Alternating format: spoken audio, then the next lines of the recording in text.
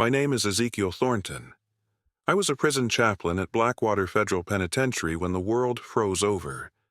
For 30 days, I fought to keep 73 people alive as temperatures plummeted, supplies dwindled, and the darkness inside men emerged. This is how I survived the Ice Age apocalypse, how I kept hope alive when everything else died, and why I'm still here to tell this story.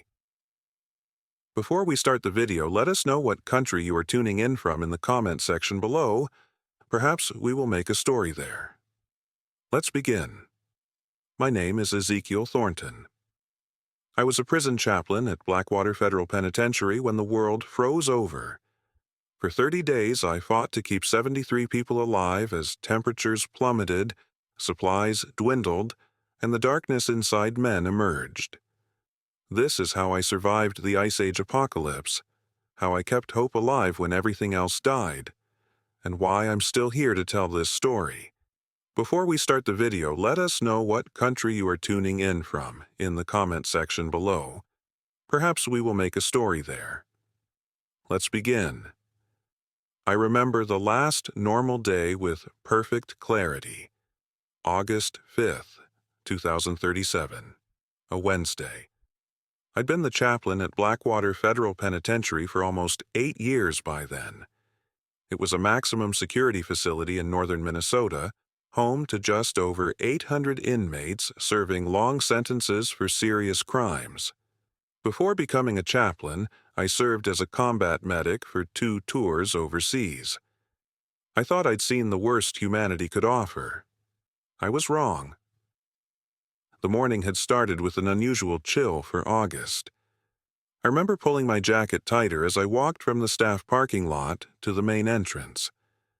The guards at the checkpoint joked about climate change going backward. We had no idea how prophetic that joke would become. "Cold front coming down from Canada," said Officer Ramirez, stamping his feet at the security station. "Weatherman said it might even snow upstate. In August. Can you believe that?" I remember laughing. Better stock up on hot chocolate then. If only we had. If only we had stocked up on everything. My office was small but functional. A desk, a bookshelf with religious texts from various faiths, and a window with reinforced glass that looked out onto the exercise yard. The walls were concrete, painted a pale institutional green that was supposed to be calming.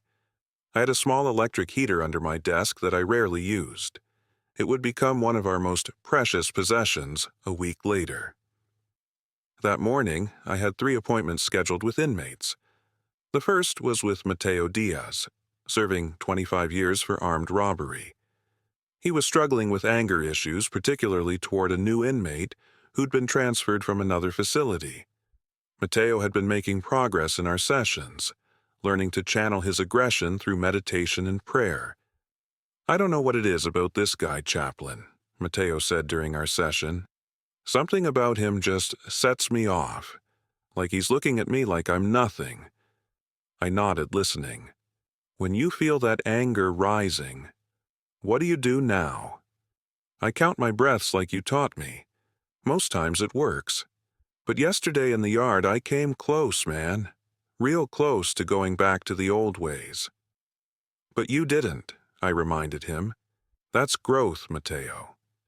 He'd smiled then, proud of himself. I couldn't have known that in just a few days Mateo's ability to control his anger would save lives, including mine.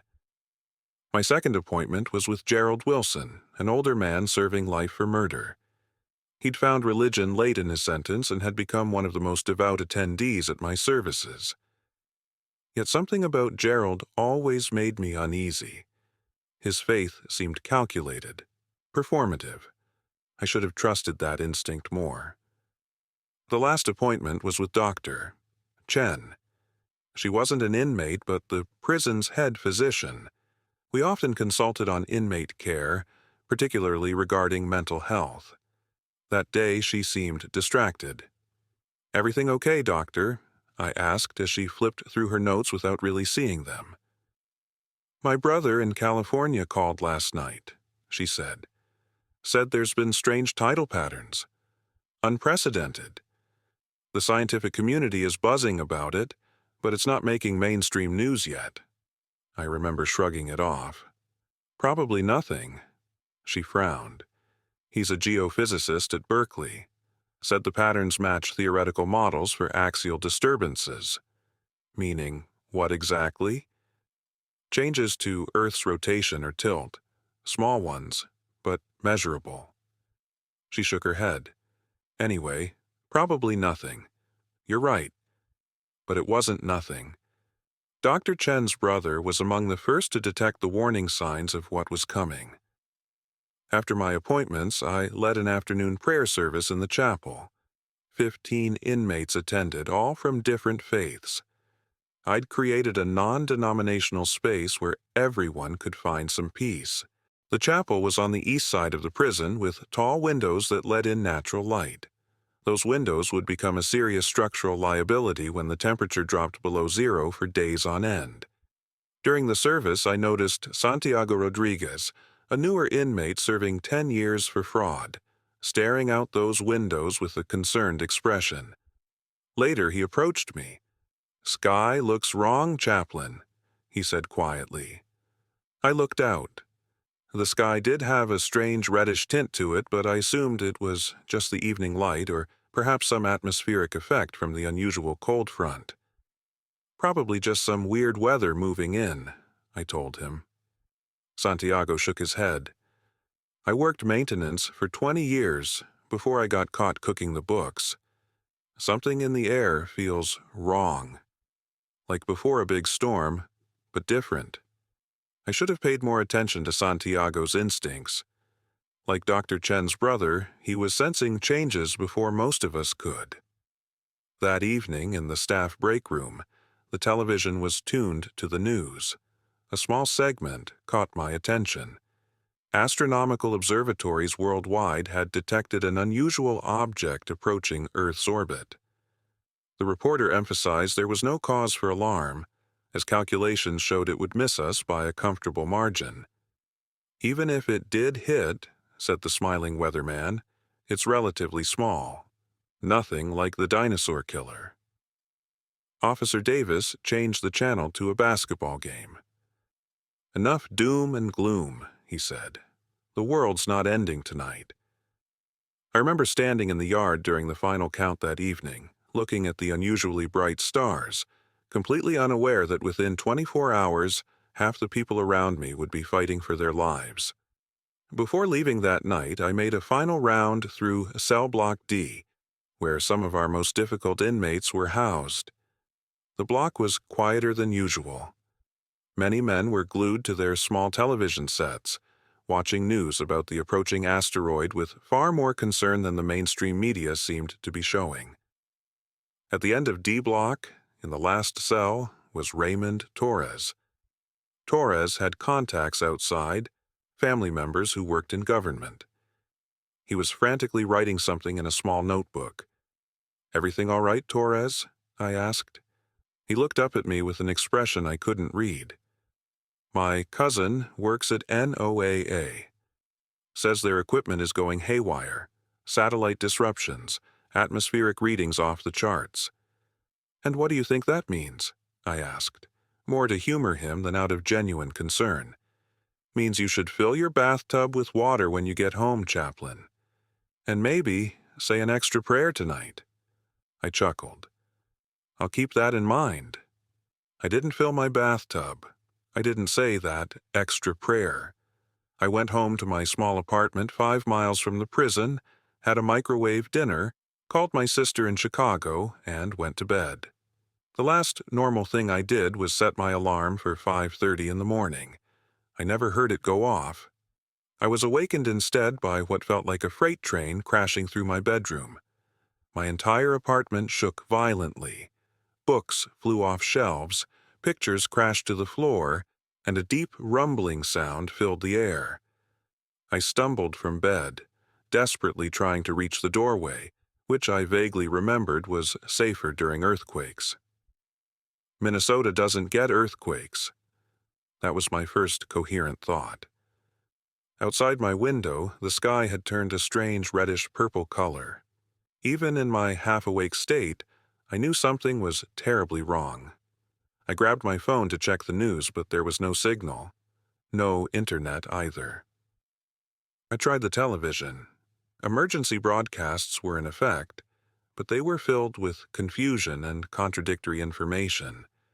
Something about an impact in the Pacific Ocean. Something about atmospheric changes. The signal cut out before I could learn more. My instinct was to get to the prison. Whatever was happening, there would be protocols, procedures. More importantly, I knew there would be 800 men locked in cells who would be terrified, and my job was to provide guidance and calm. I dressed quickly, grabbing warm clothes because of the unusual cold from the day before. That small decision probably saved my life. As I headed to my car, I noticed something impossible. Snow. Light flakes were falling in August, accumulating on my windshield faster than my wipers could clear them. The drive to Blackwater was a nightmare. The roads were already slick, and other drivers were either crawling along in panic or speeding recklessly. Halfway there, I saw the first accident. A pickup truck had slammed into a guardrail. I stopped to help, my combat medic training kicking in automatically. The driver was conscious, but bleeding from a head wound. As I worked to stabilize him, I noticed the temperature dropping rapidly. My breath was clearly visible now, and the snow was falling heavier. "What's happening?" the injured man asked me as I bandaged his head with supplies from my emergency kit. "I don't know," I told him honestly. "But help is coming." That was the first lie I told that day. I had no idea if help was coming. I just knew I needed to get to the prison. By the time I reached Blackwater, the snow was 3 inches deep and still falling. The prison was in chaos. As I passed through security, Officer Ramirez grabbed my arm. "The wardens called an emergency lockdown," he said, his face pale. "We've lost contact with regional command. Something big hit in the Pacific, and they're saying it's affecting the whole planet. Temperatures dropping everywhere, not just here."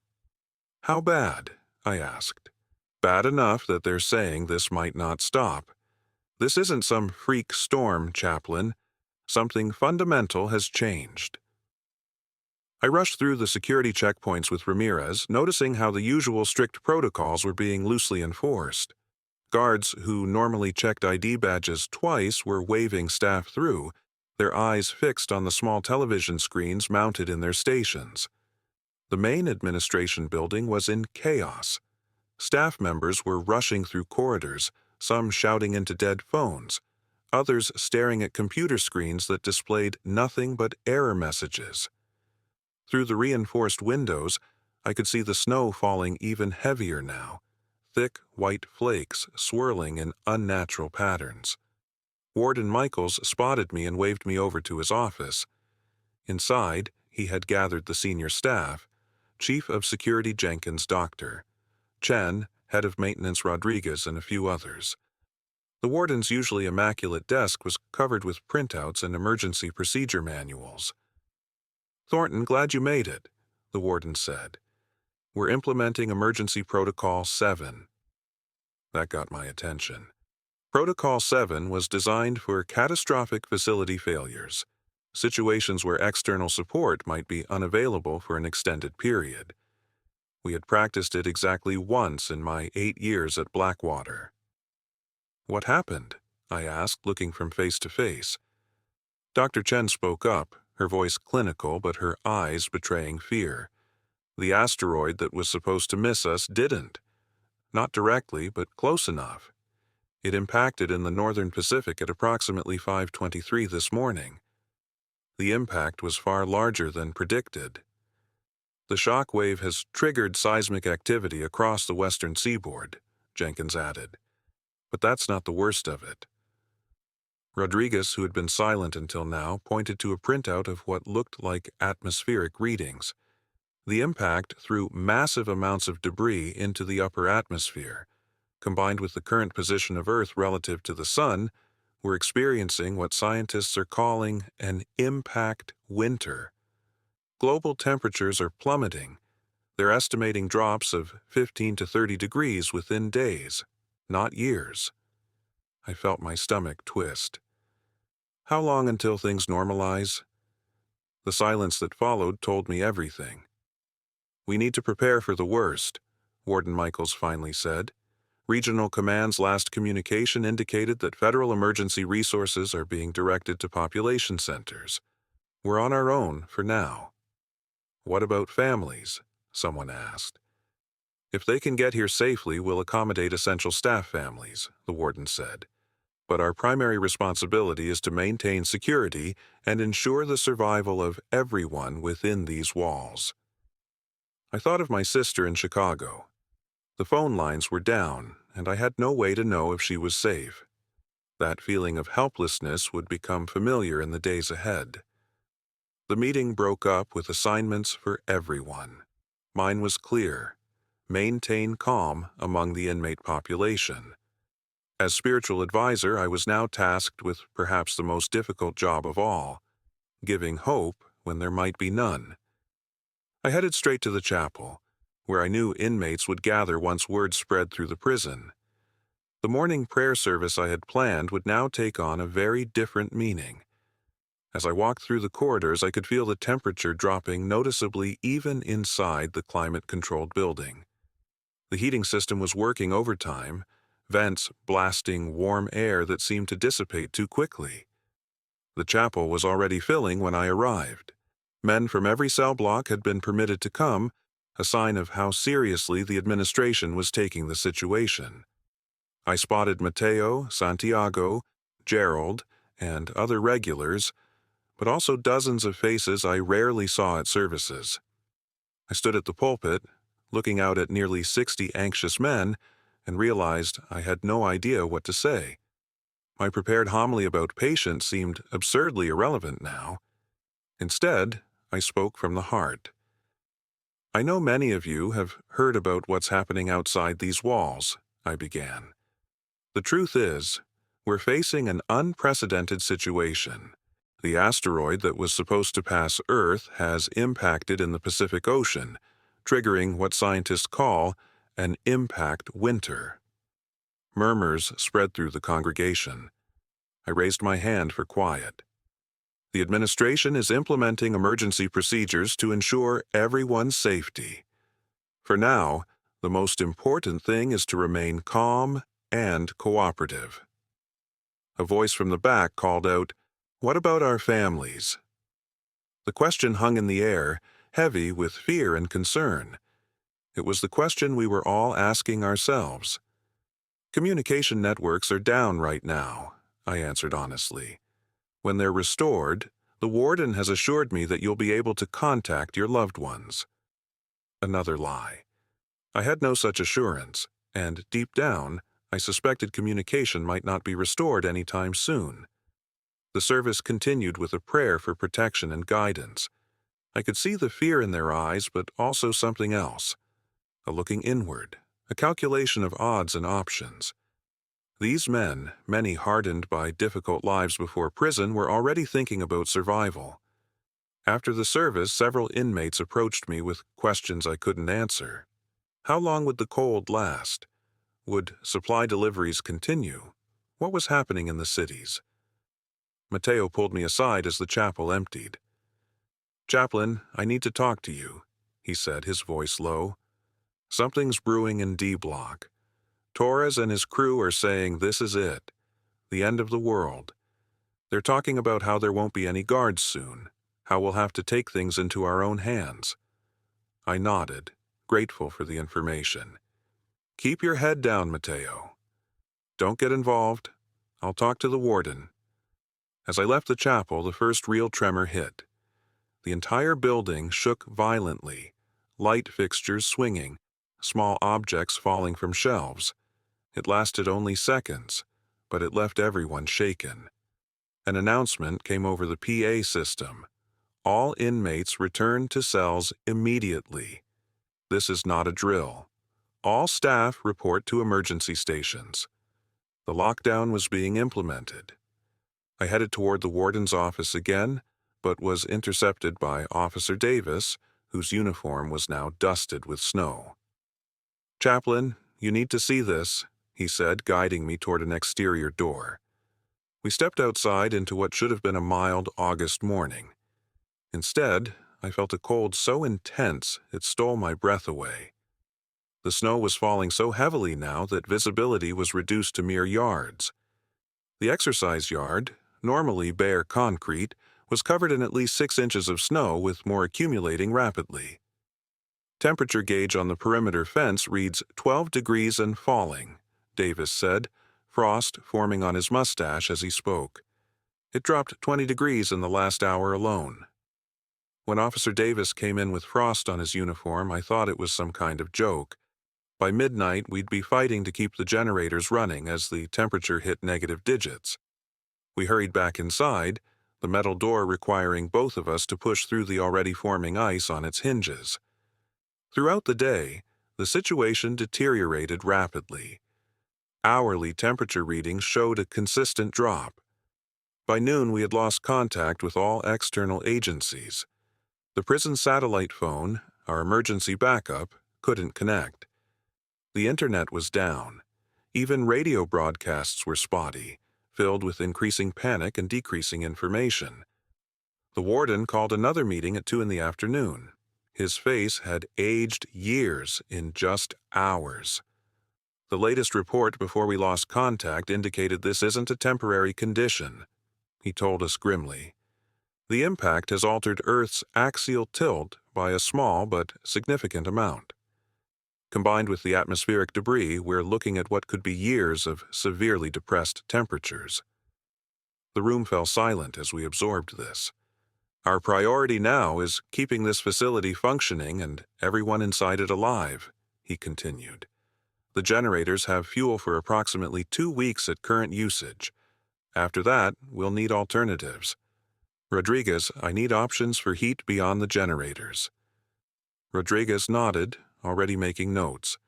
Dr. Chen, inventory all medical supplies. Jenkins, work with the kitchen to assess food stores. Thornton, I need you to continue working with the inmate population.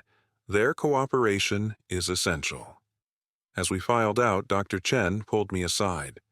Ezekiel, I need to show you something. She led me to the infirmary, where she'd set up a makeshift weather station using the medical monitoring equipment. A digital thermometer meant for patients was now recording exterior temperatures by the window. Look at this, she said, showing me her notebook. She had been recording hourly readings since early morning. The line on her graph plunged downward with terrifying consistency. If this continues, we'll hit sub-zero temperatures by evening, she said quietly. The human body can't survive prolonged exposure to such cold without proper equipment. Equipment we don't have. I stared at her graph, the implication sinking in. What are you saying exactly? I'm saying we need to prepare for casualties, Ezekiel. The infirmary isn't equipped for hypothermia on a mass scale. I have maybe 20 thermal blankets, limited heating pads. If the power fails, if people can't stay warm. She didn't finish the thought. She didn't need to. I spent the remainder of that day moving between cell blocks, speaking with inmates, answering questions as honestly as I could without inciting panic. The mood was tense but controlled. These men understood confinement, understood following orders for survival. In some ways, their experience made them better prepared for what was coming than most people outside. By evening, the snow had accumulated to over 2 feet. The first power fluctuation hit during dinner service. The lights in the cafeteria dimmed momentarily, then returned. But that brief moment of darkness had sent a visible wave of fear through everyone present. I was helping distribute extra blankets in B block when I heard the first scream from outside. Running to a window, I saw a figure struggling through the snow toward the main gate. A civilian, barely visible through the blizzard, was attempting to reach the prison. 2 guards rushed out to help, fighting through drifts that now reached their waists. They brought in a young woman, maybe 30, suffering from advanced hypothermia. Her lips were blue, her speech slurred as she tried to explain that her car had broken down on the road a mile from the prison. She had seen our lights and walked through the blizzard seeking help. Dr. Chen worked frantically to raise her core temperature. I stood by, ready to provide comfort if needed. The woman kept repeating one phrase as they wrapped her in thermal blankets. "It's the end. It's really the end." She was the first outsider to reach us. She wouldn't be the last. As night fell fully, the temperature outside dropped below zero. The heating system struggled to maintain livable conditions inside. Inmates were instructed to remain in their beds, conserving body heat under their blankets. Extra clothing was distributed from the prison stores. I made my rounds one last time before trying to rest, checking on the most vulnerable inmates first, the elderly, the infirm. In D Block, I found Torres sitting calmly on his bunk, still writing in his notebook. "What are you writing?" I asked him. He looked up, his expression oddly peaceful. "History, Chaplain? I'm recording what's happening. Someone should." It struck me then that Torres might be right. If this truly was as catastrophic as it seemed, records would matter. Future generations, if there were any, would want to know what happened, how we responded, whether we maintained our humanity in the face of extinction. That night, I started my own journal, not knowing then that it would become crucial to our survival in ways I couldn't imagine. I woke to the sound of the generator sputtering. The vibration ran through the building, a mechanical cough that sent my heart racing. Without that generator, we'd have no heat, no lights, no security systems. I checked my watch. I'd managed barely 3 hours of sleep in the small office I'd converted to sleeping quarters. Day 2 of the crisis. The temperature in my office read 47 degrees, despite the heating system running at maximum capacity. I layered on every piece of clothing I had available and headed out to assess the situation. The corridors were eerily quiet. Emergency lighting cast long shadows across the floor. Most of the inmates were still in their cells, huddled under blankets for warmth. The guards at their stations wore coats, gloves, and hats indoors, standard prison uniforms abandoned for survival. I found Warden Michaels in the control room, surrounded by his senior staff. Their breath fogged in the air as they spoke, the room significantly colder than it had been the previous day. "Generators struggling," Rodriguez was explaining. "The fuel is thickening in these temperatures. I've got men working on it, but these machines weren't designed for Arctic conditions." The warden nodded, his face drawn with fatigue. "What's our status on supplies?" Jenkins checked his clipboard. "Kitchen inventory shows food for approximately 3 weeks at full rations, maybe 5 if we implement rationing immediately. Water isn't an issue yet. The tanks are full and the pipes haven't frozen. Medical supplies are adequate for now, but Dr. Chen is concerned about cold-related injuries increasing." "What about the outer perimeter?" the warden asked. "Fence sensors are offline. We've doubled the guards in the towers, but visibility is near zero in the blizzard.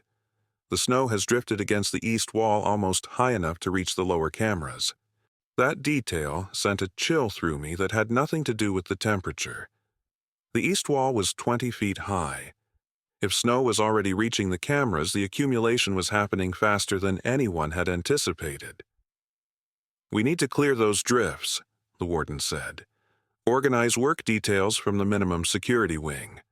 Voluntary for now, with extra rations as incentive." I spoke up then.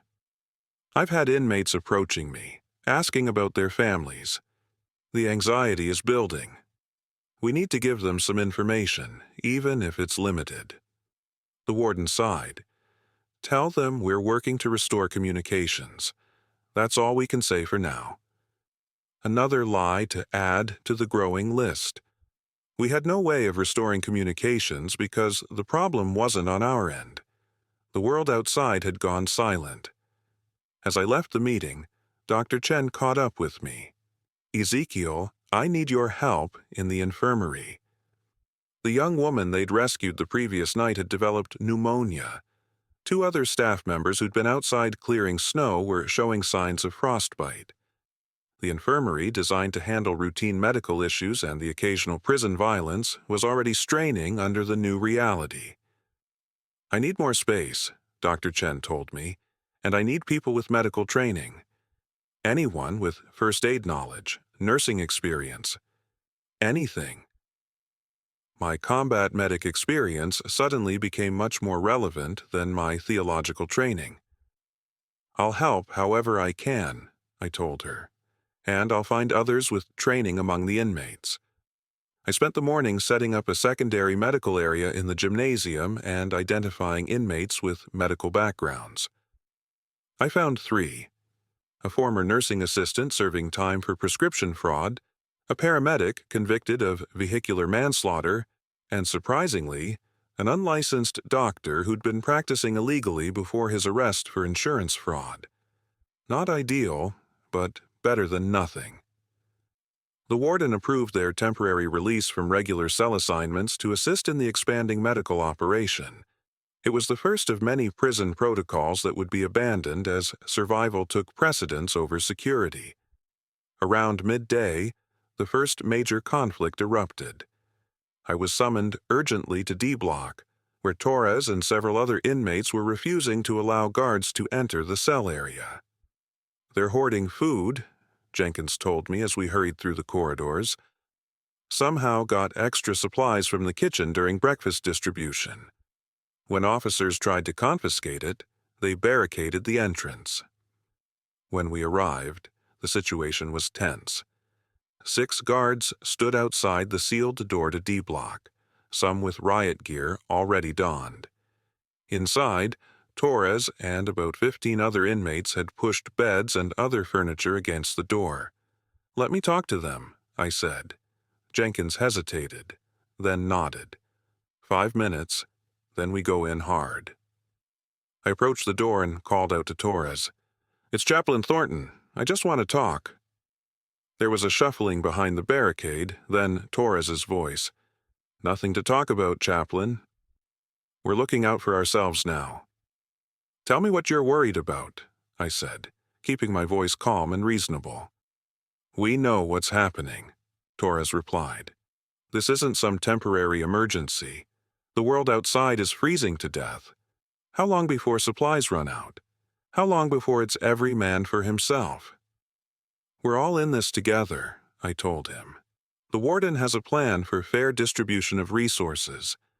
But if you start hoarding, if we can't trust each other, then yes, we'll fall apart." There was a long silence. I could hear them conferring among themselves. "What guarantee do we have that we'll be treated fairly?" Torres finally asked. "When things get desperate, you think the guards will starve before we do?" It was a fair question, one I couldn't answer with complete honesty. "I give you my word," I said. "As long as I'm here, I'll make sure resources are distributed fairly. But this standoff isn't helping anyone. It's wasting energy we need for survival." Another pause, longer this time, then the sound of furniture being moved. The door opened slightly and Torres's face appeared in the gap. "Your word, Chaplain. We're holding you to it." The crisis was averted for now, but it highlighted a growing problem. Trust was fragile, and fear was mounting. As we confiscated the hoarded supplies, I noticed how the guards and inmates watched each other. A new wariness in their eyes. The usual prison dynamic of authority and submission was starting to blur in the face of a threat that didn't care about bars or badges. By afternoon, the temperature inside had dropped to near freezing in some areas, despite the heating system's constant operation. Rodriguez reported that one of the 2 main generators was showing signs of strain. If it failed, we'd have to shut down heating to some sections of the prison to maintain core areas. The warden called an all-staff meeting in the cafeteria. His announcement confirmed our worst fears. "We've managed to receive one final transmission from the emergency broadcast system," he told the assembled staff. "The impact event has caused what scientists are calling a polar displacement. In simple terms, the Earth's axial tilt has been altered by the asteroid's impact. This, combined with massive amounts of debris in the atmosphere, has triggered a rapid onset ice age. Temperatures worldwide are plummeting. The northern hemisphere is being hit hardest initially." He paused, letting this sink in. The room was completely silent. Federal and state emergency resources are overwhelmed. Major cities are experiencing mass evacuations southward, but transportation systems are failing in the cold.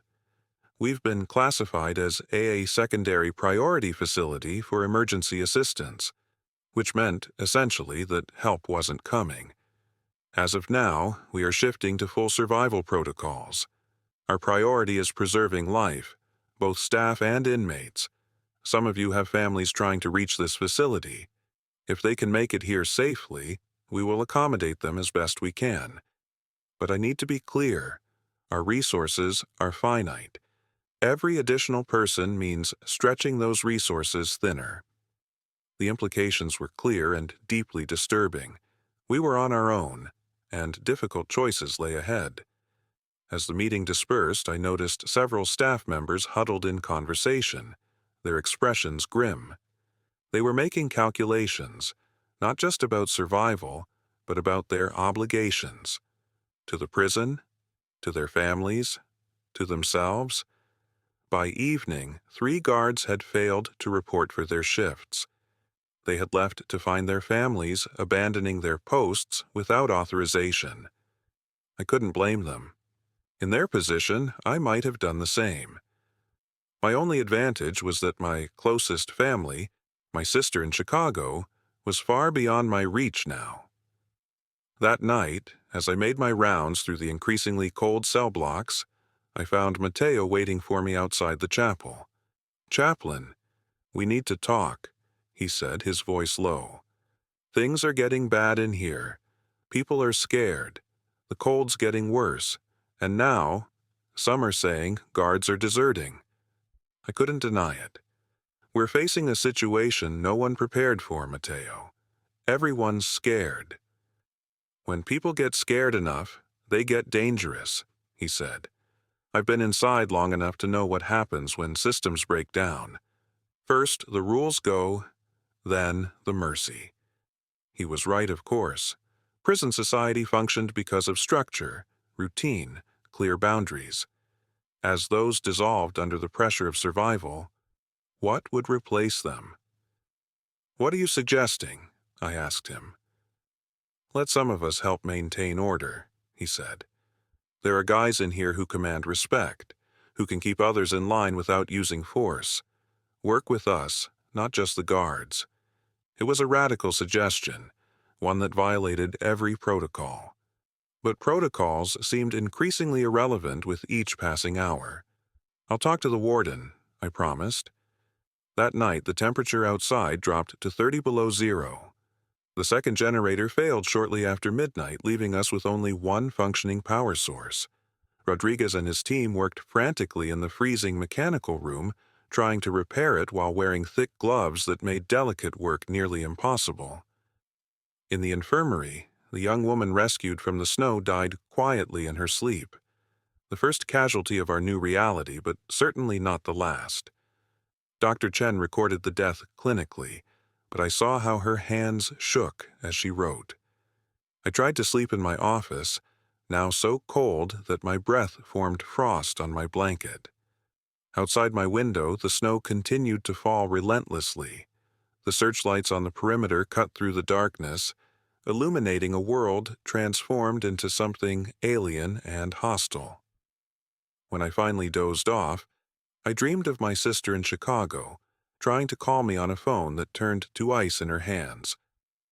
I woke abruptly when the final generator sputtered, the lights dimming throughout the building. In that moment of semi-darkness, I felt a terror more profound than anything I'd experienced in combat or prison riots. When the light stabilized, I lay awake thinking about Torres's words. This wasn't a temporary emergency. This was extinction level, and we were trapped in a concrete box that was rapidly becoming a freezer. By dawn of the third day, if the perpetual twilight of the snow-filled sky could be called dawn, more than a dozen staff members had abandoned their posts. The prison population, nearly 800 strong, was being managed by a skeleton crew of guards and administrators. The breakdown had begun. Day 4 began with an announcement that changed everything. The warden's voice over the PA system, usually authoritative and controlled, now carried an edge of desperation. Attention all inmates and staff. Due to the ongoing climate emergency and reduced personnel, we are implementing Emergency Protocol 9. All nonviolent offenders in minimum security will be processed for immediate conditional release. Those with families within feasible travel distance will be prioritized. All released individuals will receive survival packs and basic cold weather gear as available. Report to the main administrative building by cell block as announced for processing. Protocol 9. I'd read about it once during my orientation, never believing it would be implemented. It was designed for catastrophic situations where maintaining full prison population became impossible. Natural disasters, pandemic outbreaks, or facility structural failure. The protocol permitted the emergency release of low-risk inmates to reduce resource consumption and security burdens. The administration building quickly became a scene of controlled chaos. Inmates lined up for processing, their faces a mixture of hope and fear. Freedom, but freedom into what? A frozen wasteland where survival might be even less likely than inside the prison walls. I was assigned to help distribute the survival packs, pathetically inadequate bundles containing a blanket, some food rations, a flashlight, and whatever cold weather gear we could spare. As I handed these out, I found myself making eye contact with each man, trying to convey what I couldn't say aloud. I'm sorry this isn't more. I'm sorry we're sending you out there. I hope you survive. One of the men, an older inmate named Harrison who had been serving time for tax evasion, clutched my arm as I handed him his pack. "Chaplain," he whispered, "my daughter lives in Minneapolis. Do you think there's any chance she's still there?" Minneapolis was less than 200 miles away, but it might as well have been on another planet. I had no idea what conditions were like in the city, whether evacuation orders had been implemented, whether anyone could survive there now. "Have faith," I told him, the words feeling hollow even as I spoke them. "If anyone's still in the city, they'll be gathering in central locations. Look for hospitals, police stations, government buildings." He nodded, but his eyes told me he understood what I wasn't saying. The chances were slim. For most of these men, we were sentencing them to a different kind of death penalty. By midday, nearly 200 inmates had been processed for release. The prison vans would take them in groups to the nearest town, then return for the next batch. It was the best we could offer. I watched the first van depart, pushing through snowdrifts that now reached halfway up its sides. The knowledge that we were abandoning these men to an uncertain fate sat heavy in my stomach, but the harsh reality was that their departure might mean survival for those who remained. When the warden called me to his office that afternoon, I found him staring out the window at the loading area where the next group of inmates was being assembled. His office was freezing now, the heating diverted to essential areas only. "We're down to 37% staff," he said without turning. "Most left to find their families. Can't blame them. But it means we can't maintain security for the full population." "How many are we releasing?" I asked. "All minimum security, about half of medium, none from maximum." He finally turned to face me. "That'll leave us with roughly 300 inmates, mostly violent offenders who can't be released, plus whatever staff remains and any of their family members who make it here. The calculation was clear and brutal. The most dangerous prisoners would remain locked up, effectively sentenced to wait out the freeze or die trying. "I need your help, Thornton," the warden continued. "The remaining inmates respect you. Some even trust you. I need you to keep them calm, keep them cooperative. If they panic, if they riot, we're all dead." I nodded, understanding the weight of this responsibility. "I'll do what I can. But they'll need more than words. They'll need hope, even if it's just the hope of survival." "Hope is your department, Chaplain," the warden said, his voice tired. "Just make it realistic hope. We can't afford fantasies right now." As I left his office, I passed Dr. Chen in the corridor. Her face was drawn with exhaustion, dark circles under her eyes. "How bad is it?" I asked her. "Bad," she replied simply. "We've lost 3 more to hypothermia. The infirmary can't maintain adequate temperatures for treatment. And we're seeing the first cases of something respiratory, not pneumonia. Something different, maybe from all the particulate matter in the air from the impact." "What do you need from me?" She managed a weak smile. "A miracle would be nice. Failing that, more hands. And any medications you can find. People are hoarding pills, anything that might be valuable later. I can't treat patients without supplies. I promised to help, though I wasn't sure how. As a chaplain, I had no authority to search cells or confiscate items. But perhaps I had something more valuable: influence." That evening, I called a special service in the chapel. The heating had been cut to this section, so the room was bitterly cold. But still they came, inmates and staff alike, bundled in whatever layers they could find. The stained glass windows, once beautiful, were now covered with frost patterns that obscured the biblical scenes. I didn't preach that night. Instead, I spoke honestly about our situation, about the releases, about the challenges ahead. And then I made a direct appeal. "Dr. Chen needs medical supplies," I told them. "Medications, bandages, anything that might help treat the sick and injured. I know some of you have been saving these items. I'm not here to judge that decision. In your position, I might have done the same. But I'm asking you now to consider the greater good. What saves all of us saves each of us." To my surprise, it worked. After the service, a line formed of men discreetly handing over small caches of medications, bandages, even a hidden insulin pen that one inmate had been saving for when things get really bad. As the chapel emptied, Mateo approached me with Santiago at his side. They had not been selected for release, both serving sentences for violent crimes despite Santiago's relatively minor role in a robbery gone wrong. "Chaplain, we need to talk about what's coming," Mateo said, his voice low. "The releases today, they've got people thinking. The guys who stayed, they're watching the guards, counting them. They can do math."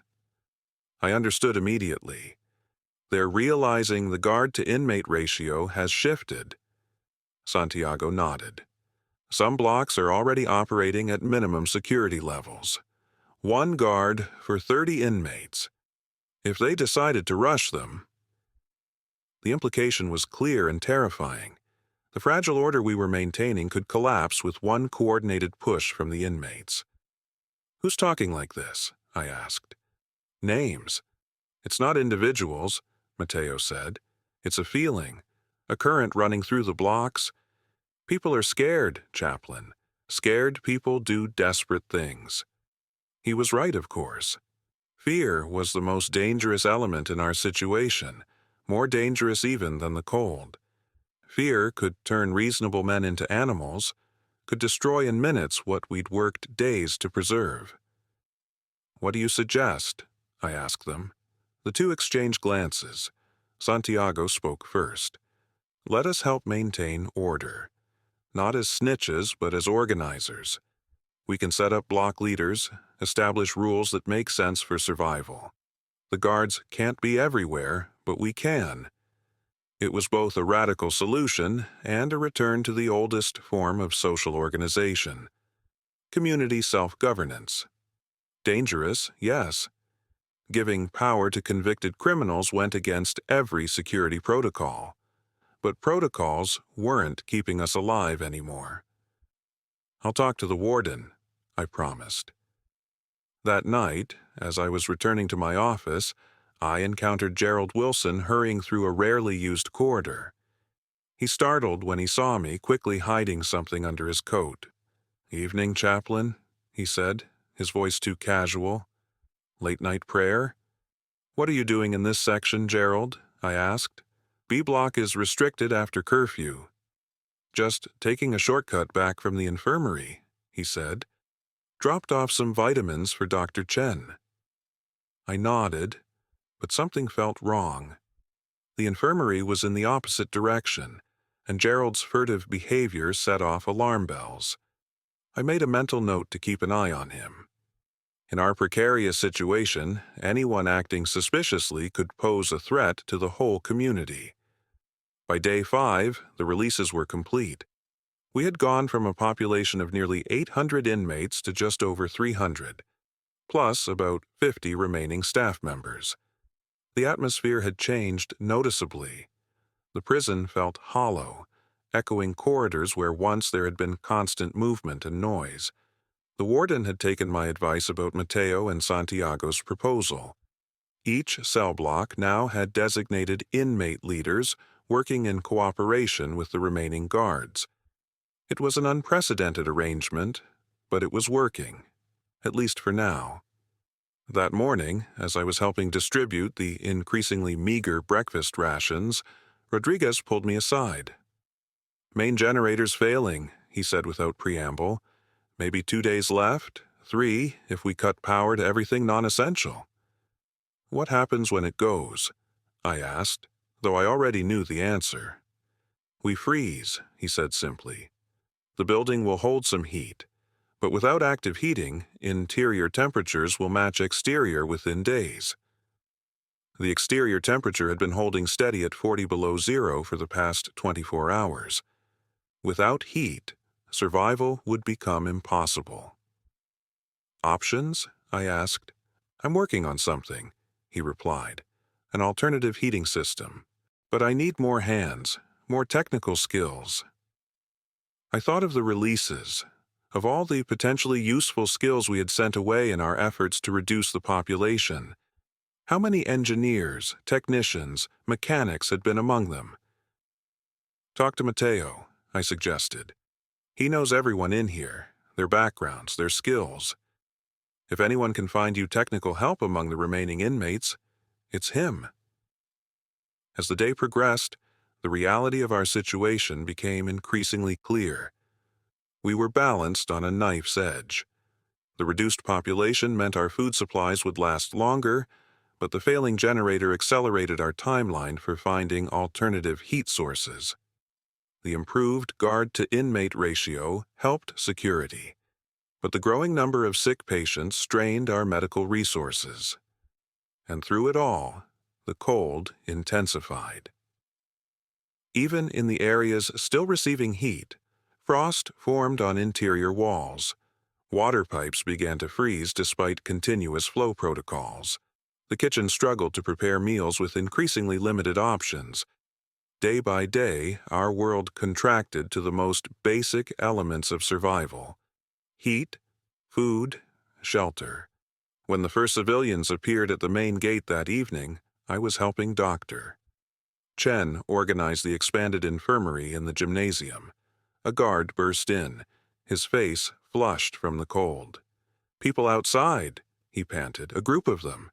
Maybe 15, 20, families with kids." We rushed to the control room where the warden was already watching the security camera feeds. On the grainy monitors, we could see a huddled group of civilians at the main gate, some carrying children, others supporting elderly members. They had erected a crude white flag, a surrender to circumstances, a plea for mercy. The warden's face was a mask of conflicted emotions. More people meant more mouths to feed, more bodies to keep warm, more potential for conflict. But turning them away meant sentencing them to certain death in the frozen wasteland. When the warden handed me the keys to the medicine cabinet before leaving, he said, "You're in charge of who lives now." I didn't understand the weight of those words until 3 days later, watching him stare at the monitors, literally deciding who would live and who would die by his next command. "Let them in," he said finally. "Basic security screening only. No one who appears violent or mentally unstable. Families with children prioritized." As the gates opened to admit the first civilians, I saw our prison transforming before my eyes. No longer just a place of punishment, it was becoming one of the last outposts of humanity in a world rapidly becoming uninhabitable. The walls that had once kept people in were now keeping death out. The world beyond those walls was slipping away, communication silent, infrastructure failing, governments collapsing under the weight of unprecedented disaster. All we had now was this concrete fortress, gradually surrendering to the cold and the community within it, criminals and guards, sinners and saints, all equal before the merciless judgment of the ice. The civilians brought more than just additional bodies into our fragile ecosystem. They brought stories from the outside world, each one more dire than the last. Minneapolis had descended into chaos within days of the impact. Power grids failed, water systems froze, and emergency services collapsed under the strain. Those with resources fled south, creating massive gridlock on highways that quickly became impassable with snow and abandoned vehicles.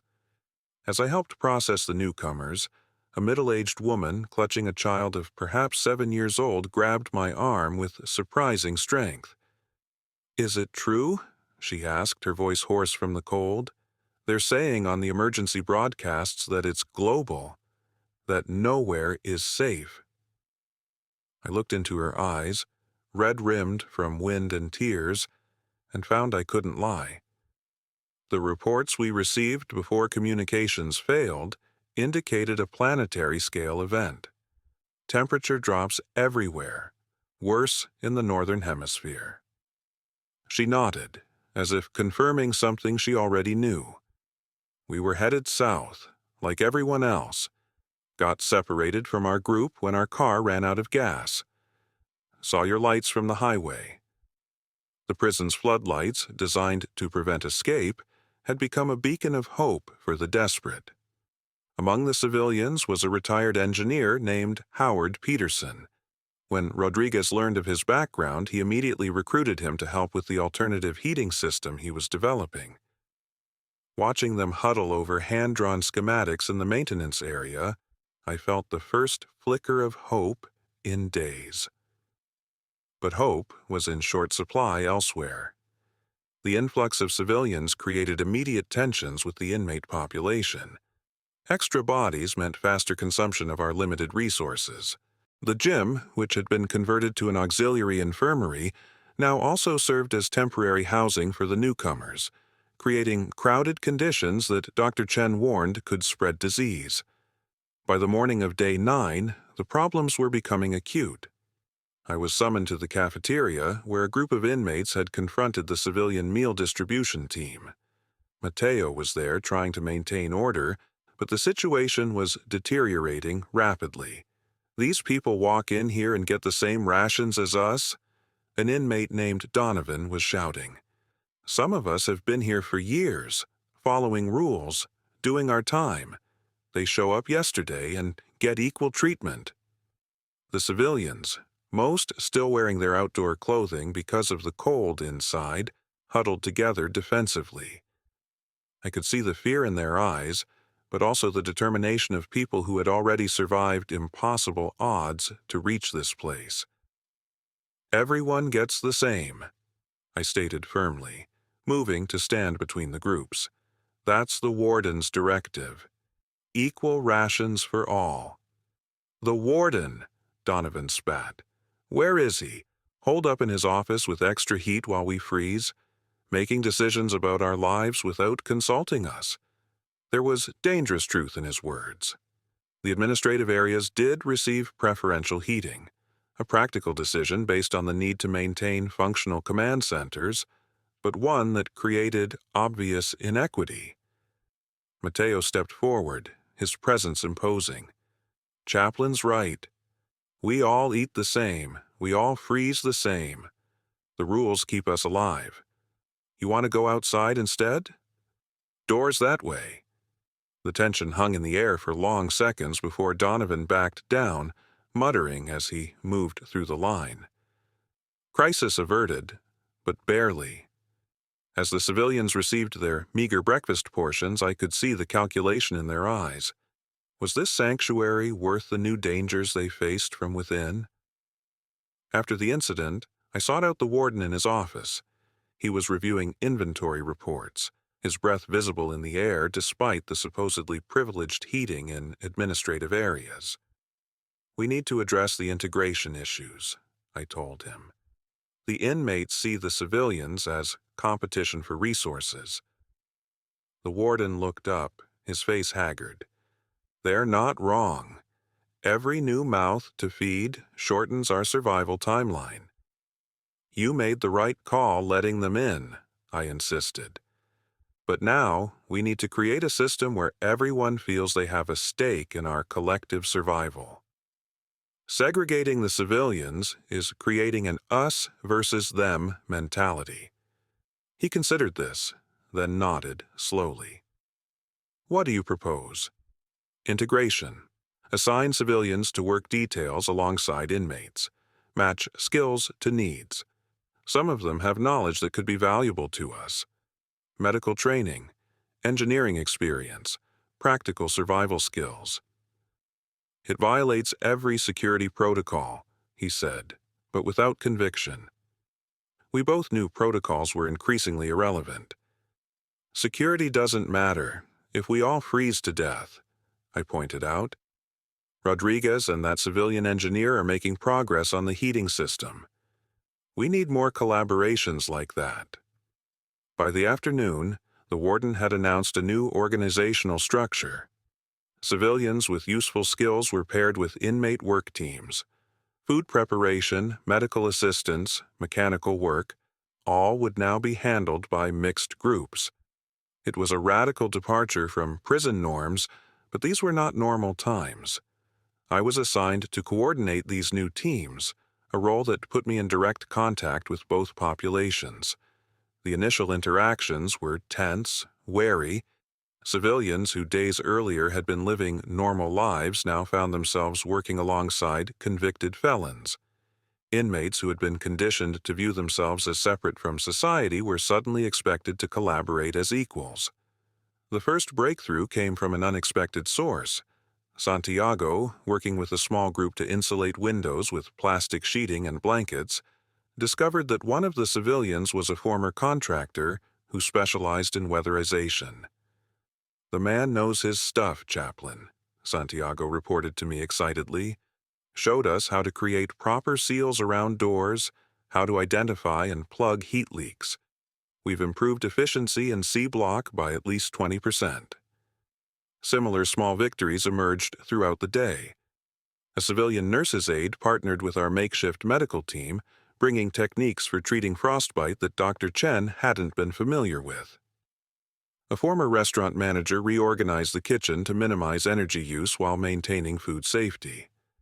By evening, I could sense a subtle shift in the atmosphere. The sharp division between inmates and civilians was softening, replaced by a more essential categorization: those with skills that contributed to survival and those without. But not everyone was adapting to the new order. I noticed Gerald Wilson watching the integration with obvious disapproval. When I approached him, he turned away, avoiding conversation. His behavior continued to concern me, especially when I spotted him in deep discussion with Donovan and several other inmates who had been resistant to the civilians. I reported my concerns to the warden, who promised to have Jenkins keep an eye on the situation. But our security resources were stretched thin, and monitoring potential troublemakers was low on the priority list compared to maintaining basic life support systems. That night, another group of civilians arrived at the gates. Smaller this time, just 7 people, all adults. They were in worse condition than the first group, with severe frostbite and signs of hypothermia. One man collapsed as soon as they entered the relative warmth of the reception area. Dr. Chen worked frantically to save him, but it was too late. He died within hours, his body temperature too low for too long. It was our first civilian casualty, but the grim reality was that it represented a relatively good outcome. 6 survivors out of 7 arrivals was better odds than most were facing in the frozen world outside. The survivors told us the temperature outside had dropped even further, to 50 below zero. The nearby town was largely abandoned, those who could travel having fled south days earlier.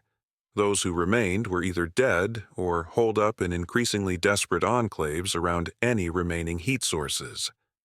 One of them, a thin man with a patchy beard who introduced himself as a former park ranger, pulled me aside after processing. "You need to be careful about who you let in," he warned. "We passed another group heading this way. They're not like us. They're armed, organized, looking for places to take, not join." I remember thinking it was ironic that the most secure part of the prison, the isolation cells, would eventually become our most valuable real estate because they retained heat better. As the civilian told me about the armed group, I realized we might need that security sooner than I'd thought. I took this information directly to Jenkins, who looked even more exhausted than the warden. "Armed group," he repeated flatly. "Great. Just what we need." "Can we secure the perimeter?" I asked. "Increase patrols?" He laughed without humor. "With what manpower?" "I've got 20 guards left for 300 inmates plus civilians. Most of our electronic security systems are offline to save power. The snowdrifts have created ramps over parts of the outer wall. We're a fortress made of Swiss cheese." His assessment was bleak but accurate. Blackwater had been designed to keep people in, not out. Its security systems relied heavily on electronics and clear sight lines, both compromised by our current situation. "We need to prepare," I insisted. "If hostiles arrive and we're not ready, it could destroy everything we've built here." Jenkins nodded wearily. "I'll talk to the warden. Maybe we can arm some of the more trustworthy inmates, set up a proper patrol rotation." The very idea of arming inmates would have been unthinkable days earlier. Now it was just another compromise in a growing list, another step away from the world we had known. By morning of day 11, Rodriguez and Howard had a breakthrough. They had designed a system that could provide limited heat to essential areas using an alternative fuel source. "The kitchen's been using propane for the ranges," Rodriguez explained as we gathered in the maintenance area. "But there's a larger propane tank for the emergency generators that was never connected. It was part of an upgrade that got delayed due to budget cuts." Howard picked up the explanation. "We can rig it to heat water and pump it through the existing radiator system in critical areas. It won't be warm, but it'll stay above freezing, enough to prevent hypothermia if people stay bundled up and active."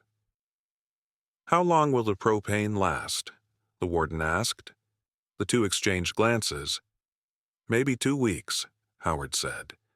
"After that, we'd need to find another source." It wasn't a permanent solution, but it gave us time. Time to develop more sustainable methods. Time for the outside world to potentially stabilize enough for help to arrive, if anyone out there was still in a position to offer help. As day 12 dawned, I found myself increasingly drawn to the practical aspects of our survival. My role as spiritual advisor had expanded far beyond its original boundaries. I still conducted daily services in the chapel, now attended by a mixed congregation of inmates and civilians, but much of my time was spent mediating disputes, coordinating work teams, and serving as a liaison between the various factions of our makeshift society. During the midday meal distribution, I noticed increased activity near the main gate. Jenkins was organizing a group of guards and trusted inmates, distributing the limited riot gear we had available. When I approached, his expression was grim. "Lookout spotted movement on the highway," he said. "Multiple individuals, moving in formation, armed." The warning from the park ranger had been accurate. Our sanctuary was about to be tested. The warden quickly assembled a crisis team in the control room. The security monitors showed grainy images of a group approaching through the snow, about a dozen figures bundled against the cold, several visibly carrying rifles or shotguns. "Options?" the warden asked, looking around the room. "We could try to negotiate," I suggested. "Offer limited shelter in exchange for their weapons." Jenkins shook his head. "People desperate enough to travel armed through this cold aren't looking to negotiate. They want what we have, and they're prepared to take it. We can't just turn them away," I argued. "That's a death sentence." "And letting them in might be a death sentence for everyone here," Jenkins countered. The debate was interrupted by a crackle from one of the few functioning radios. A voice came through, distorted but recognizable as one of the guards posted at the perimeter. "They're at the main gate, demanding entry. Leader says they were military, have skills to offer, but they won't surrender weapons." The warden made his decision. "No entry with weapons. That's non-negotiable. Offer them supplies if they'll move on, but they don't come inside armed." As the guard relayed this message, we watched the monitors tensely. The response came quickly, not through the radio, but in the form of a single shot fired at the gate camera. The monitor went dark. "They've made their choice," Jenkins said grimly. "Now we make ours." The next hours were a testament to the fragility of civilized behavior. The armed group attempted to breach the main gate, then the service entrance, probing our defenses. Our makeshift security force responded with a show of strength, firing warning shots when necessary, but avoiding direct confrontation that could escalate to bloodshed. By evening, a stalemate had developed. The intruders had retreated to a position just beyond effective range, setting up what appeared to be a camp. They were settling in, perhaps planning a more coordinated assault under cover of darkness, or simply waiting for our resolve to weaken. Inside, the incident had accelerated the integration of our community. Faced with an external threat, inmates and civilians found common cause in defense of their shared sanctuary. Even Donovan, who had been among the most resistant to the civilians, volunteered for perimeter duty. As I made rounds that night, checking on the defenders stationed at vulnerable points around the prison, I found Mateo and a civilian named Michael Manning sharing a thermos of weak coffee, discussing tactics as if they'd been comrades for years, rather than strangers forced together by catastrophe. "How are the men holding up?" I asked them. "Cold, scared, but determined," Mateo replied. "No one wants those people inside. Not on their terms." Manning nodded in agreement. "My wife and daughter are here," he said. "I'll die before I let anyone threaten them." It struck me then that our prison had become something else entirely. Not just a place of confinement or even mere shelter, but a community with shared values and purpose. In the face of extinction, we had found a reason to stand together. But standing together wasn't enough. We needed a longer-term strategy. As I returned to the administrative area to report on morale, I found Rodriguez and Howard still working despite the late hour, their faces illuminated by a single light powered by a carefully rationed battery. "We need to show them we're not going anywhere," Rodriguez was saying, "that this place is worth defending." Howard nodded, making adjustments to their schematic. "If we can get the propane system online tomorrow, we demonstrate that we have sustainable heat." That makes this place even more valuable, but also proves we have the technical capability to maintain it. They were right. Our survival depended not just on physical defense, but on creating systems that would sustain us through the long winter ahead. The armed group outside was just the first challenge. There would be others: cold, hunger, disease, and the ever-present threat of internal conflict. As I finally sought rest in my increasingly cold office, I found myself thinking about what Matteo had said days earlier. When people get scared enough, they get dangerous.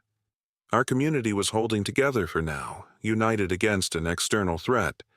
But fear remained our greatest enemy, and it was an enemy that attacked from within. The next day would bring new challenges, new decisions that would shape our chances for survival. The propane heating system, the armed standoff, the dwindling food supplies. Every choice carried life or death consequences, not just for individuals, but for our entire fragile society. I wrote in my journal that night, documenting the day's events as I had each night since the crisis began. The act of recording, of creating a historical record, provided a strange comfort. It was an assertion that there would be a future, that someone would read these words and understand what we had faced, what we had built, what we had become in the crucible of impossible circumstances. The night of day 13 brought the lowest temperatures yet. The single remaining generator failed completely just after midnight. In an instant, every electrical system in the prison shut down. Emergency lights, heating vents, security doors, all went dark and silent simultaneously. I was awake when it happened, writing in my journal by the light of a battery-powered lamp. The sudden absence of the generator's constant hum was jarring, like a heartbeat stopping. Then came the darkness, spreading through the facility as backup systems failed one by one. I grabbed my flashlight and hurried toward the control center. In the corridors, people were emerging from cells and rooms, disoriented and frightened. The temperature, already dangerously low, would now drop precipitously without the heating system. In the control center, the warden was already organizing response teams by flashlight. "Rodriguez is working on the generator," he told me, his breath forming thick clouds in the beam of light. "But he's not optimistic. We need to implement the propane system now, ready or not." The next hours were a desperate race against the cold. With the main power gone, many of the electronic locks had defaulted to open positions, a safety feature to prevent people being trapped during emergencies. This created both opportunity and risk. We could move freely through areas previously restricted, but so could everyone else. I joined a team heading to the kitchen, where we began heating water on the propane stoves. It wasn't much, but hot water in thermoses distributed throughout the facility could prevent the most vulnerable from developing hypothermia during the night. As I was organizing the distribution, Matteo found me, his face grim in the light of the camping lanterns we'd set up. "We've got trouble, Chaplain," he said quietly. "Wilson and his crew are taking advantage of the blackout. They've moved into the storage areas, barricaded themselves in with most of our remaining food supplies." My concerns about Gerald had been justified. He'd been planning this, waiting for a moment of maximum vulnerability. "How many with him?" I asked. 15, maybe 20. Donovan's with them and some of the harder cases from D Block. I reported this immediately to Jenkins, who was already stretched thin managing security at the perimeter where our unwelcome visitors remained camped. "I can spare 4 men," he said, "but a direct confrontation in the dark could get ugly fast." I knew he was right. Violence in these conditions could spiral out of control, costing lives we couldn't afford to lose. And blood spilled on the concrete floors would freeze quickly, creating new hazards. "Let me try talking to them first," I suggested. "Gerald knows me. He's attended my services for years." Jenkins hesitated, then nodded. Take Santiago with you. He's level-headed, respected. But no heroics, Chaplain. If they're armed or threatening, you pull back immediately. Santiago and I made our way to the storage area, navigating by flashlight through corridors that grew colder with each passing minute. Outside the main storage room, we found a crude barricade of tables and chairs. Behind it, shadows moved. "Gerald," I called out, "it's Chaplain Thornton. We need to talk." A long silence followed. Then Gerald's voice, different than I remembered, harder, more confident. "Nothing to talk about, Chaplain. This is just good business sense. Those with supplies control what happens next." "There won't be a next if we don't work together," I argued. "The temperature's dropping by the minute. The generator's dead. If we don't get the propane system working, we'll all freeze before morning." "Then I suggest you work quickly," Gerald replied. "We've got food, and we've made our own arrangements for heat. When you get the system running, maybe we can discuss terms." It was extortion, plain and simple. Gerald was using the crisis to position himself as a power broker, leveraging control of food against the rest of us. Santiago and I retreated to report back. The warden, Jenkins, and Rodriguez had gathered in what had become our de facto command center, the kitchen, now the warmest place in the facility thanks to the propane stoves. "We can't let this stand," Jenkins argued. "If we give in to their demands now, we lose all authority. Next thing, they'll be running the place." "We don't have time for a power struggle," Rodriguez countered. "The temperature in the outer sections is already below freezing. We've got maybe 6 hours before we start seeing serious casualties from exposure." Howard, who had been working silently on calculations at the end of the table, looked up. "There might be another way. The propane system is almost ready, but we're having trouble accessing parts of the heating infrastructure. The maintenance tunnels run behind the storage areas.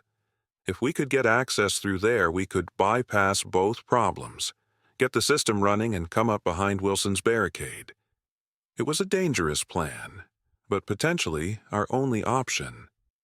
The maintenance tunnels were narrow, poorly ventilated spaces that ran beneath the prison, carrying pipes and wiring throughout the facility. In normal times, they were accessed only for essential repairs. Rodriguez nodded slowly. "It could work. But those tunnels are a maze, and in the dark, with no ventilation system running, there are serious risks. Carbon monoxide, structural failures from the extreme cold, disorientation." "I'll go," I volunteered immediately. My combat medic training had included confined space operations. I've worked in similar conditions before. The warden looked skeptical. "You're not a technician, Thornton.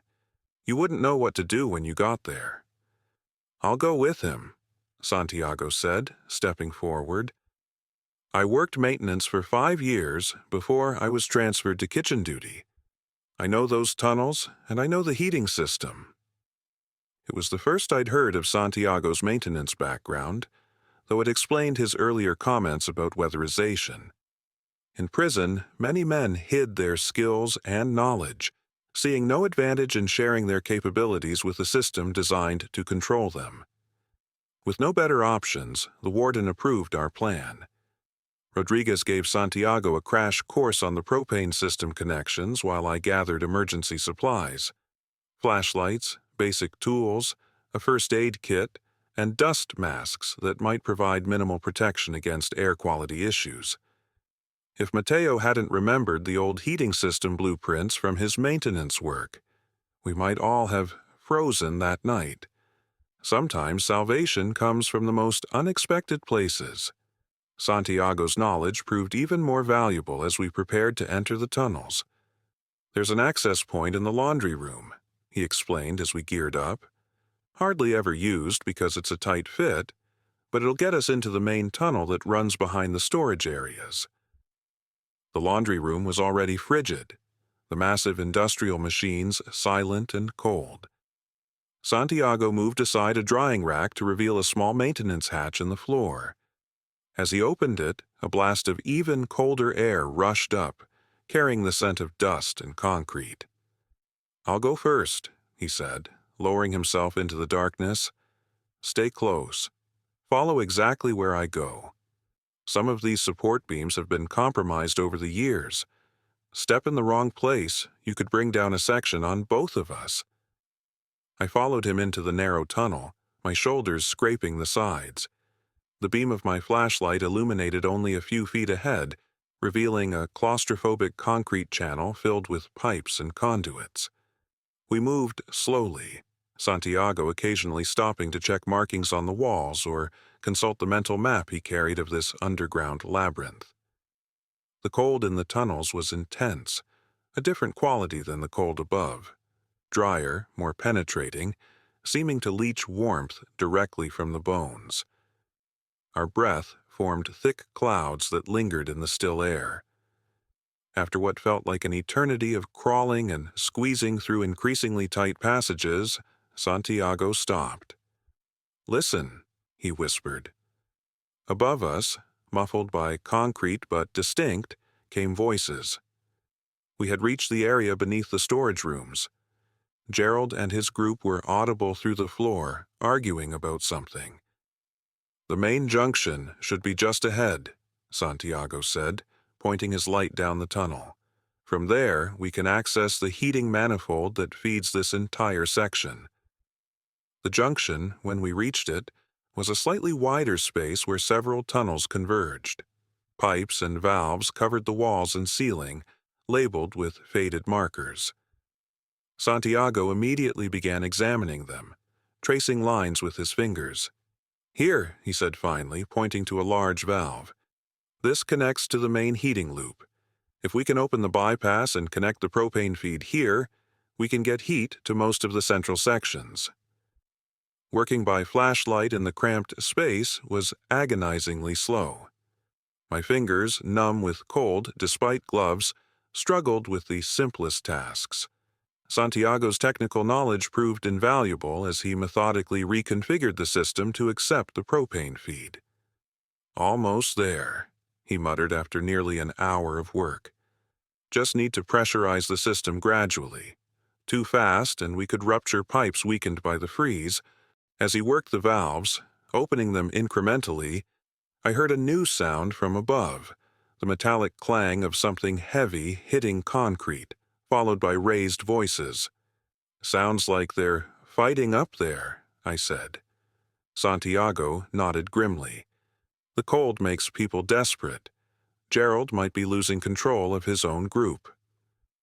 Finally, with a shuddering groan that vibrated through the entire tunnel system, the heating pipes began to warm. It was minimal at first, just a hint of warmth. But gradually the metal grew hot enough that we had to be careful touching it. "It's working," Santiago said, relief evident in his voice. "Once the water starts circulating, the heat will spread throughout the connected sections." Our elation was short-lived. As we prepared to make our way back, a distant rumbling sound reached us, growing rapidly louder. "What is that?" I asked. Santiago's expression turned to alarm. "Collapse. The cold must have weakened something. We need to move, now." We scrambled back the way we came, the rumbling growing louder behind us. As we reached a narrow section, the first shock wave hit, a violent shaking that sent dust and small fragments of concrete raining down on us. "Faster!" Santiago urged, pushing ahead. We had almost reached the laundry room access point when the main collapse occurred. A deafening roar filled the tunnel as a section perhaps 30 feet behind us caved in completely. The shock wave threw us forward and I felt sharp pain as my shoulder slammed into a protruding pipe. Santiago reached the access hatch first, pushing it open and climbing out. He turned immediately to help me, pulling me up as I struggled to squeeze through with my injured shoulder. As we lay on the laundry room floor, gasping for air, I realized how close we had come to being entombed in the tunnels. The collapse had cut off access to a significant portion of the maintenance system, including the area we had just modified. "We need to report this," I said, wincing as I sat up. "The structural integrity of the whole facility could be compromised." Santiago nodded, but his expression was thoughtful rather than panicked. "Actually, this might work to our advantage. The collapse occurred right below the storage area. The vibration alone might have been enough to break through the floor in places." He was right. When we reported back to the command center, we learned that the collapse had indeed ruptured the floor of one storage room, creating panic among Gerald's group.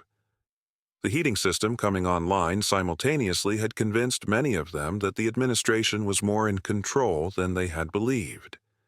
The combination of events had fractured Gerald's coalition. Donovan and several others had abandoned the barricade, seeking to negotiate separate arrangements for themselves. Gerald was left with just a handful of diehards, his power play effectively neutralized. By morning, the propane heating system had raised temperatures in the central sections to just above freezing. Not comfortable, but survivable. The crisis of the coldest night had been averted, though at significant cost.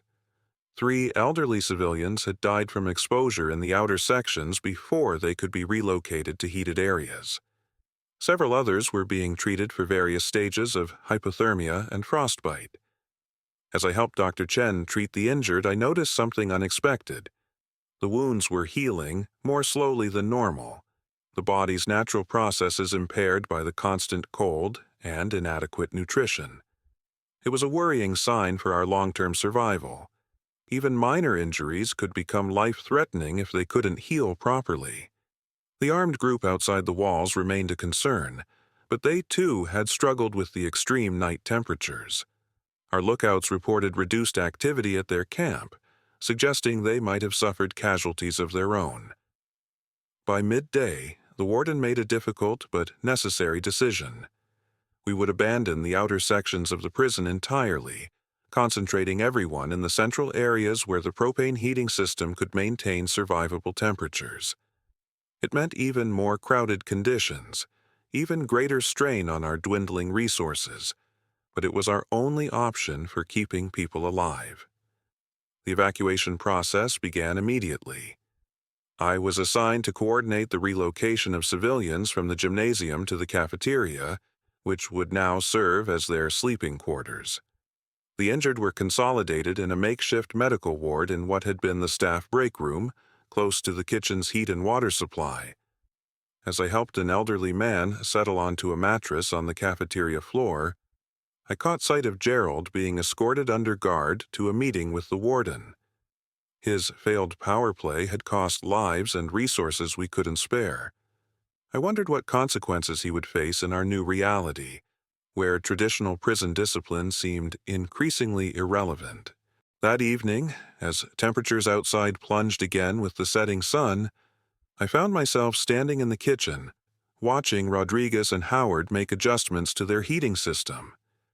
Despite the catastrophic generator failure, despite Gerald's betrayal, despite the collapse of the tunnels, we had survived another day.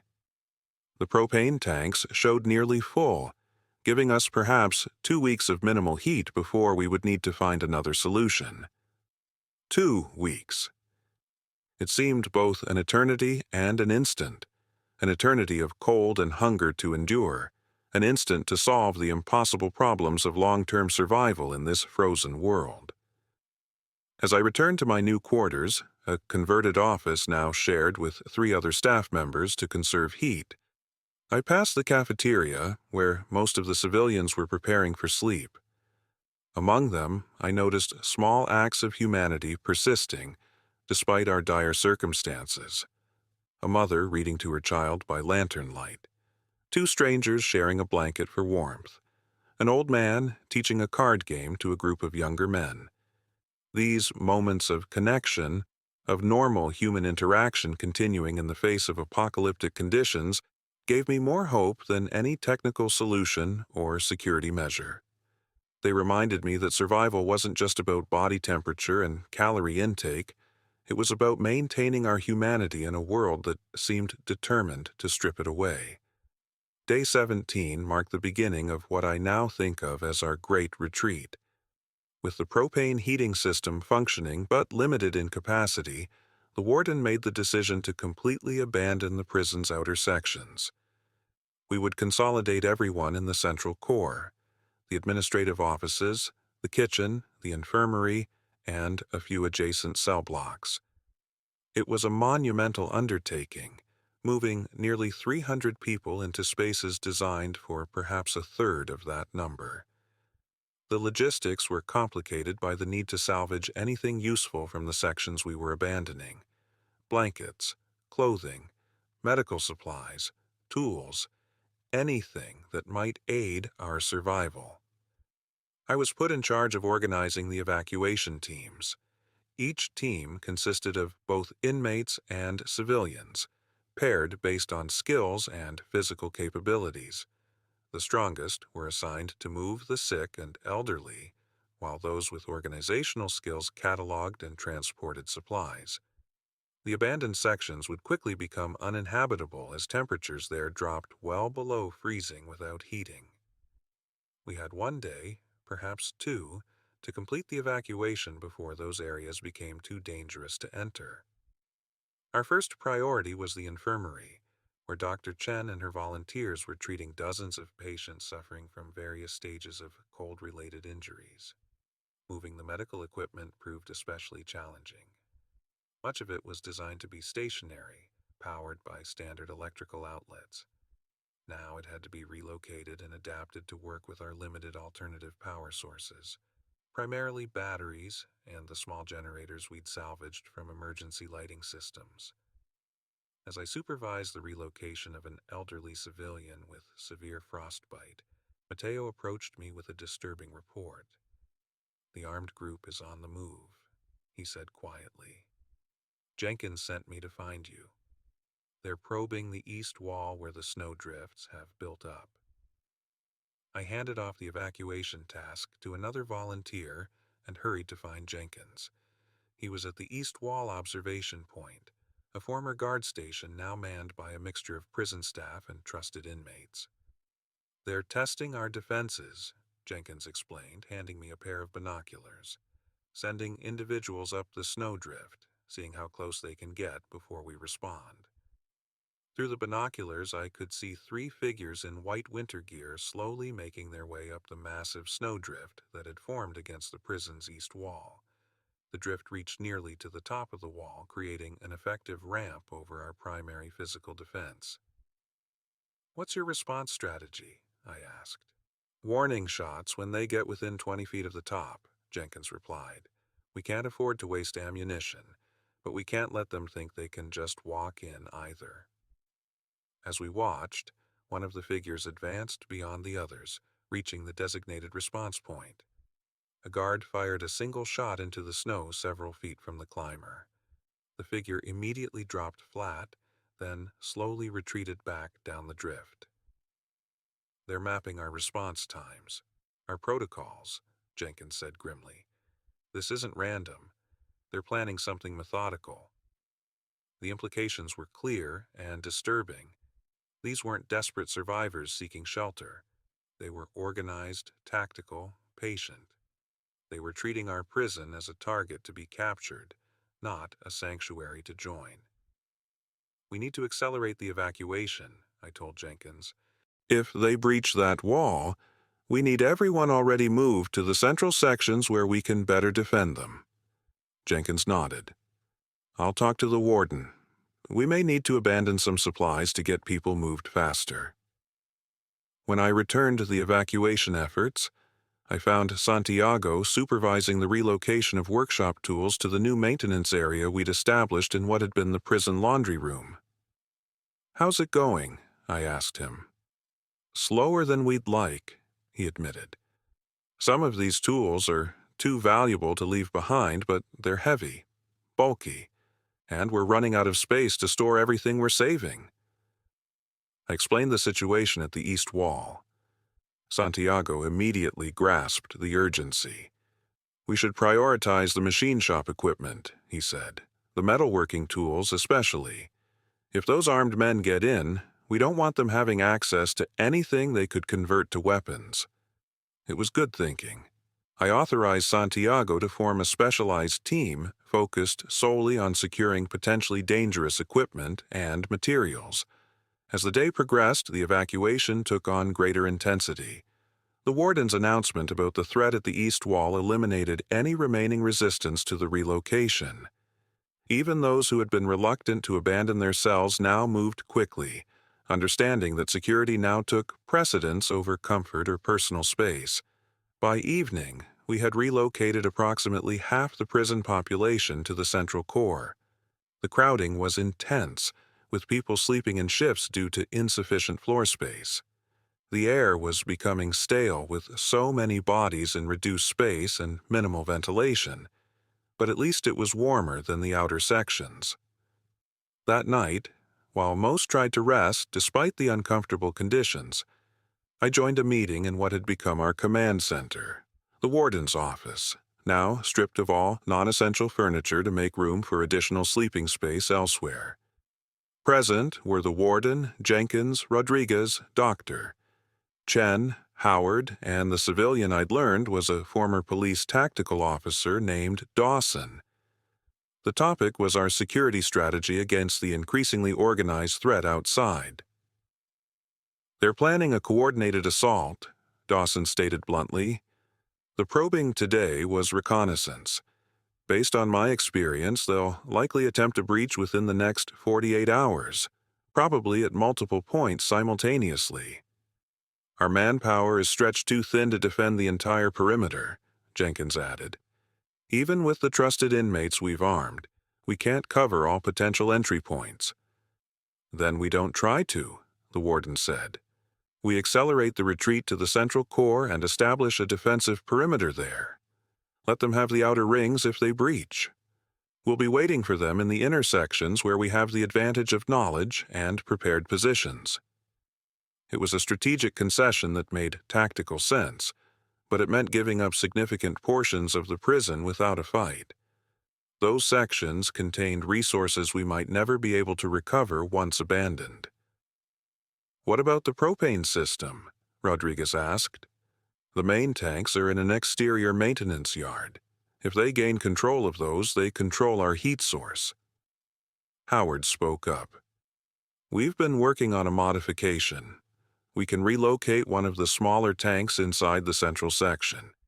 It won't last as long, but it would give us independent heating even if the main system is compromised." The planning continued late into the night with assignments and priorities established for the next day. My role would be to complete the civilian evacuation while Mateo coordinated the remaining inmate relocations. Santiago would focus on securing the workshop materials and tools. Jenkins would establish the new defensive perimeter with his remaining guards and selected inmates. When we barricaded the main entrance, Rodriguez said we were turning the prison inside out. Keeping people in had become keeping threats out. We didn't realize how many threats were still inside with us. As I tried to rest that night sharing an office floor with 3 others, I couldn't shake the feeling that our greatest vulnerabilities might not be from the armed group outside, but from within our own fragile community. The next morning brought a new dimension to our challenges. As I helped evacuate the last civilians from the gymnasium, a young mother approached me, her child cradled in her arms. "He's not waking up properly," she said, her voice tight with fear. "He was fine yesterday, just cold like all of us. But this morning he's lethargic, confused." I looked at the child, a boy of perhaps 5 or 6. His face was flushed despite the cold, his breathing rapid and shallow. I recognized the symptoms immediately from my medical training: carbon monoxide poisoning. I rushed the child to Dr. Chen, who confirmed my suspicions. With the prison so tightly sealed against the cold and so many people crammed into reduced space, carbon monoxide from our heating and cooking sources was accumulating to dangerous levels. "We need ventilation," Dr. Chen said urgently, "even if it means letting in cold air. Otherwise, we'll have more cases and they'll get worse." Rodriguez immediately set to work creating a ventilation system that would allow minimal air exchange while preserving as much heat as possible. It was a delicate balance. Too much ventilation would cause temperatures to plummet, too little would allow deadly gases to build up. As this new crisis unfolded, Jenkins reported that the armed group outside had moved their camp closer to the east wall. Their intent was clear. They were preparing for an assault. The warden made the difficult decision to accelerate our retreat even further. We would abandon all outer sections immediately, even if it meant leaving behind useful supplies. Everyone would be pulled back to the central core by nightfall, with barricades established at all access points. The day became a blur of urgent activity. I moved between tasks, helping evacuate the remaining civilians, assisting Rodriguez with the ventilation modifications, conferring with the warden about space allocations in our increasingly cramped central zone. By mid-afternoon, a new complication arose. As we evacuated the last cell block, a group of inmates led by Donovan refused to move. "We're not packing in there with everyone else," Donovan declared when I confronted him.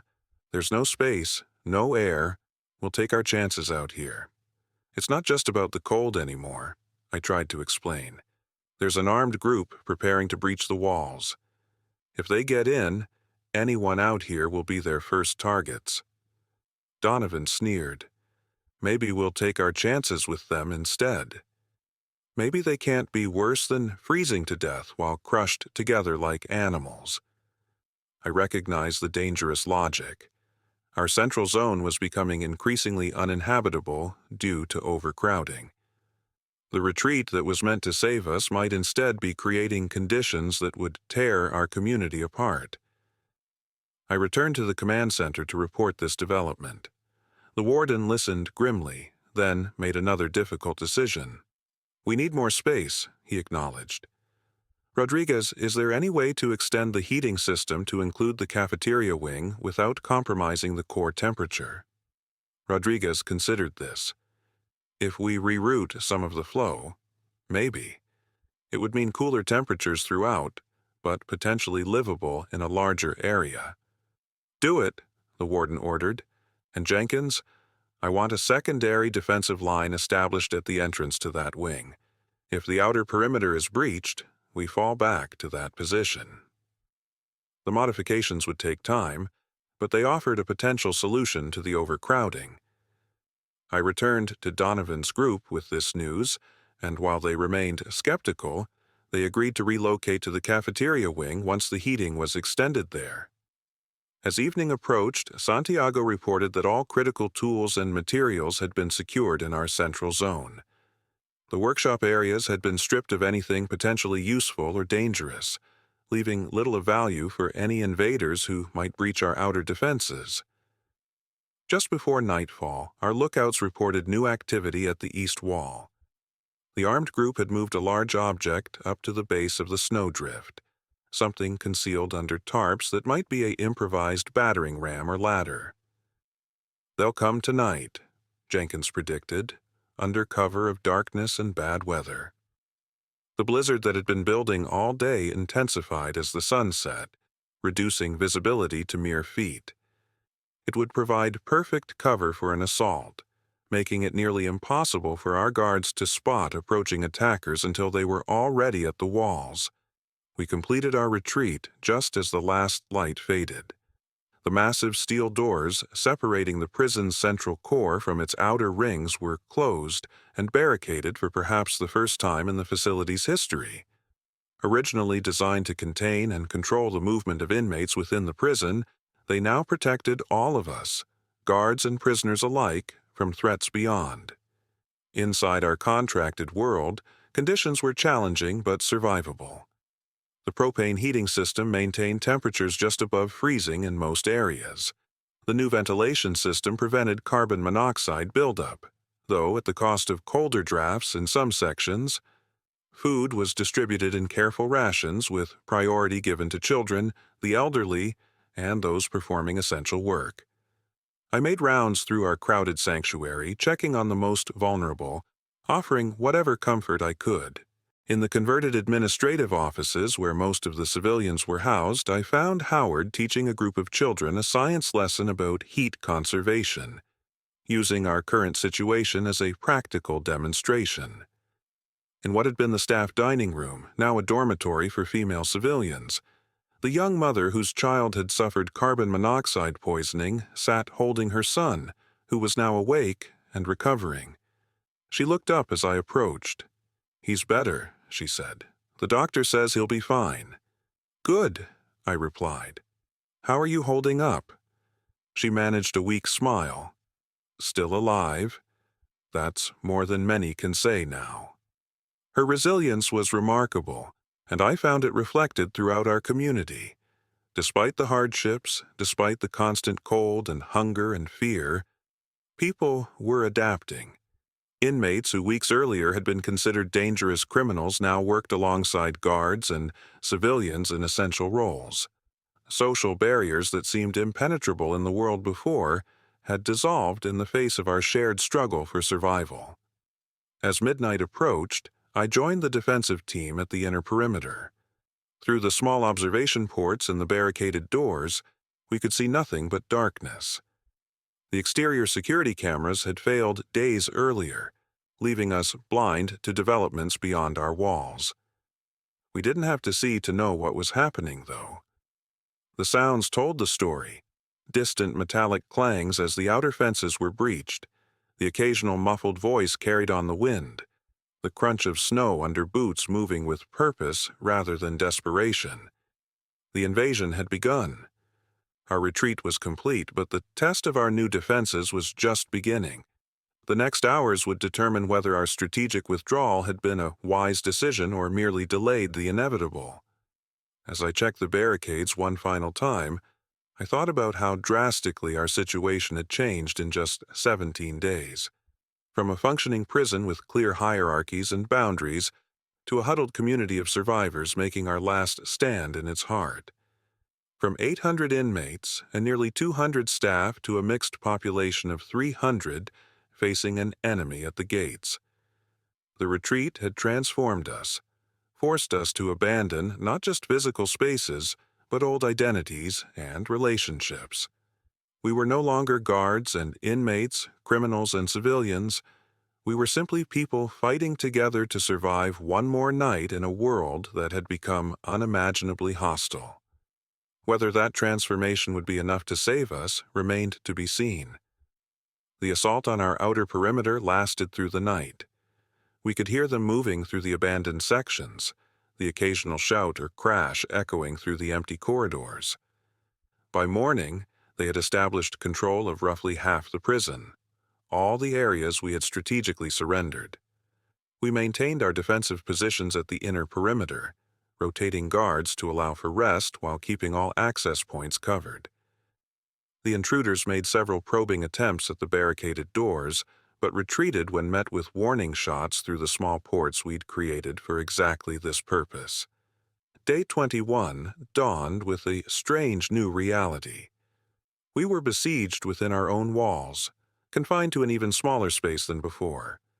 The propane heating system continued to function, but Rodriguez reported that the main tank levels were dropping faster than anticipated. The line running to the exterior tank may have been damaged during the intrusion, he explained during the morning briefing, or they might have figured out how to tap into our system to heat their sections. Either possibility was concerning. Without the main propane tank, we would be dependent solely on the smaller backup tank we'd relocated inside our perimeter. It would provide heat for perhaps a week, not the 2 weeks we had hoped for. Food supplies were becoming a critical issue as well. The rapid retreat had forced us to leave behind more provisions than planned. Jenkins had instituted strict rationing, with each person receiving the minimum calories needed for survival. Even with these measures, our supplies would be exhausted within 10 to 12 days. The morale impact of these developments was immediate and severe. That morning, I found a group of civilians and inmates arguing heatedly in the cafeteria area. "They have food out there," one of the civilians was saying. "The supplies we left behind." Maybe they'd trade with us. Are you insane? Responded an inmate. These people shot their way in here. They're not looking to trade, they're looking to take everything. Then what's your solution? The civilian demanded. We just sit here and starve slowly. I intervened before the argument could escalate further. We're exploring all options, I assured them, though in truth our options were increasingly limited. The warden has called a meeting of all department heads to develop a plan. That meeting, held in the cramped former security office, revealed the full extent of our crisis. Dr. Chen reported that medical supplies were dangerously low, particularly antibiotics and pain management medications. Several patients had developed infections that were proving resistant to treatment, likely due to their weakened state from cold and malnutrition. The human body's ability to fight infection is compromised under these conditions, she explained. Wounds that would normally heal cleanly are becoming serious medical issues. Howard and Rodriguez presented their assessment of our heating situation, confirming that the main propane line had indeed been compromised. The backup tank was now our only source of heat, with an estimated duration of 6 to 7 days at current usage levels. The security report from Jenkins was equally bleak. The intruders had established a perimeter of their own, effectively creating a buffer zone between their occupied sections and our defensive positions. They had been observed moving systematically through the abandoned areas, collecting any supplies we had left behind. They're being patient, Jenkins concluded. They know we can't go anywhere. They can afford to wait us out. The warden listened to all reports before speaking.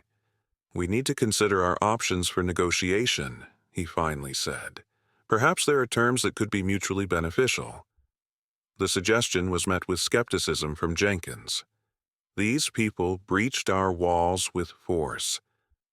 What makes you think they're interested in negotiation rather than simply taking what they want? Because they haven't tried a full assault on our position yet, the warden replied. They're being cautious, methodical. That suggests rational actors, not mindless raiders. The discussion continued without resolution. The truth was that none of us had a clear solution to our increasingly desperate situation. As I left the meeting, I encountered Mateo in the corridor. He pulled me aside, his expression grave. We've got a problem, he said quietly. Wilson's been hoarding food. He's got a stash hidden in one of the maintenance closets. Santiago found it while checking the ventilation system. Gerald Wilson again. The man seemed determined to undermine our collective survival at every turn. How much? I asked. Enough for one person to survive maybe 2 extra weeks. Not a major cash, but in our situation, significant. Have you told Jenkins? Mateo shook his head. Not yet. Thought you should know first. There's more to it. Wilson's been talking to some of the others, saying the warden and staff are keeping extra rations for themselves. He's trying to turn the inmates against the leadership. It was a dangerous development. Our fragile community depended on trust and cooperation. If that broke down, we would destroy ourselves from within even as external threats pressed against our walls. Let's handle this carefully, I told Mateo. Bring Santiago and meet me at Wilson's quarters in 15 minutes. I want to confront him directly before involving Jenkins. Maybe we can resolve this without creating a bigger division. Wilson's assigned sleeping area was in what had once been a file storage room, now housing 6 inmates. When we arrived, the others were away on work assignments, leaving Wilson alone. He immediately tensed at our entrance, eyes darting between us. Something wrong, Chaplain? He asked, feigning innocence. We know about the food cache, Gerald, I said directly. The one in maintenance closet 3. His expression hardened. Don't know what you're talking about. Santiago found it while checking ventilation ducts, Mateo interjected. No point denying it. Wilson's demeanor shifted, the pretense dropping away. So, what if I did set something aside? Everyone's looking out for themselves. You think the warden isn't keeping extra for the staff? He isn't, I stated firmly. I've seen the inventory logs. Everyone gets the same based on physical needs.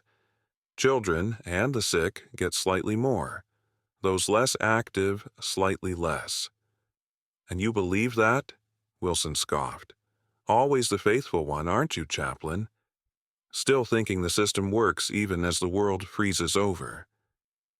This isn't about faith in the system, I replied. It's about survival. We either make it through this together or not at all. Hoarding food doesn't just take from others. It breaks the trust we need to function. Wilson stared at me coldly. Fine speech. So what happens now?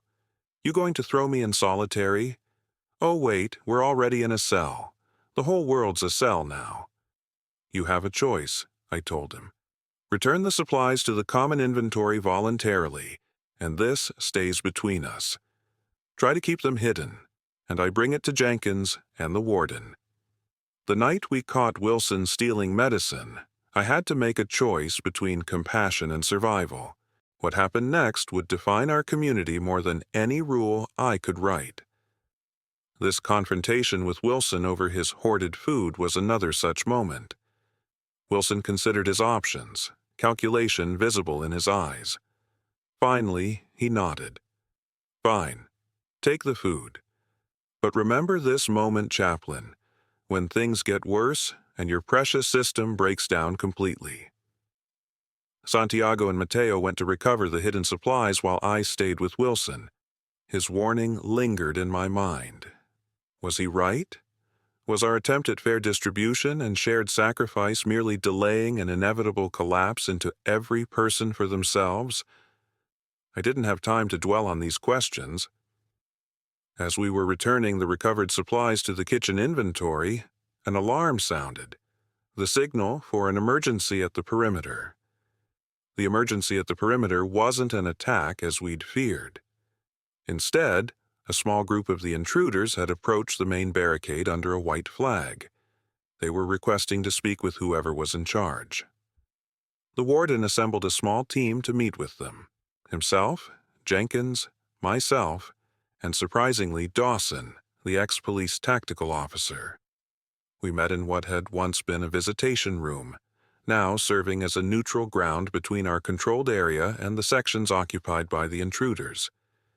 Their representative was a tall, lean man who introduced himself simply as Reeves. He wore military-style winter gear and carried himself with the unmistakable bearing of someone with formal training. Let's be direct, Reeves began once introductions were complete. You have a secured area with a functioning heating system. We have control of the armory and most of the exterior sections, including your main supply storage. The mention of the armory caused Jenkins to tense beside me. We had abandoned it during our retreat, assuming they would find it eventually, but hearing confirmation was still jarring. What are you proposing? The warden asked cautiously. A mutual arrangement, Reeves replied. We've assessed the situation. This weather isn't improving anytime soon. Fighting over scraps will just get us all killed faster. What kind of arrangement? Jenkins asked, suspicion evident in his voice. You have technical expertise we lack, Reeves explained. Your heating system, your medical setup. We have supplies and weapons. We propose a division of the facility with shared access to critical resources. It was a surprisingly reasonable proposal, which made me immediately wary. These people had forced their way in with weapons. Why seek negotiation now unless they needed something they couldn't take by force? The warden seemed to have the same thought. Why not simply attack our position? You clearly have the firepower. Reeves smiled thinly. Because unlike the movies, skilled people are the most valuable resource in a survival situation. We could take your section, yes, but how many of your technicians and medical personnel would survive? How many of our people would die in the assault? And then who maintains the systems keeping everyone alive? It was coldly logical. A direct confrontation would likely result in casualties on both sides, including people with irreplaceable skills. We need time to consider your proposal, the warden said finally. Reeves nodded. 24 hours. Then, we'll need an answer. As we returned to our section, the debate began immediately. Jenkins was vehemently opposed to any arrangement. We can't trust them, he insisted.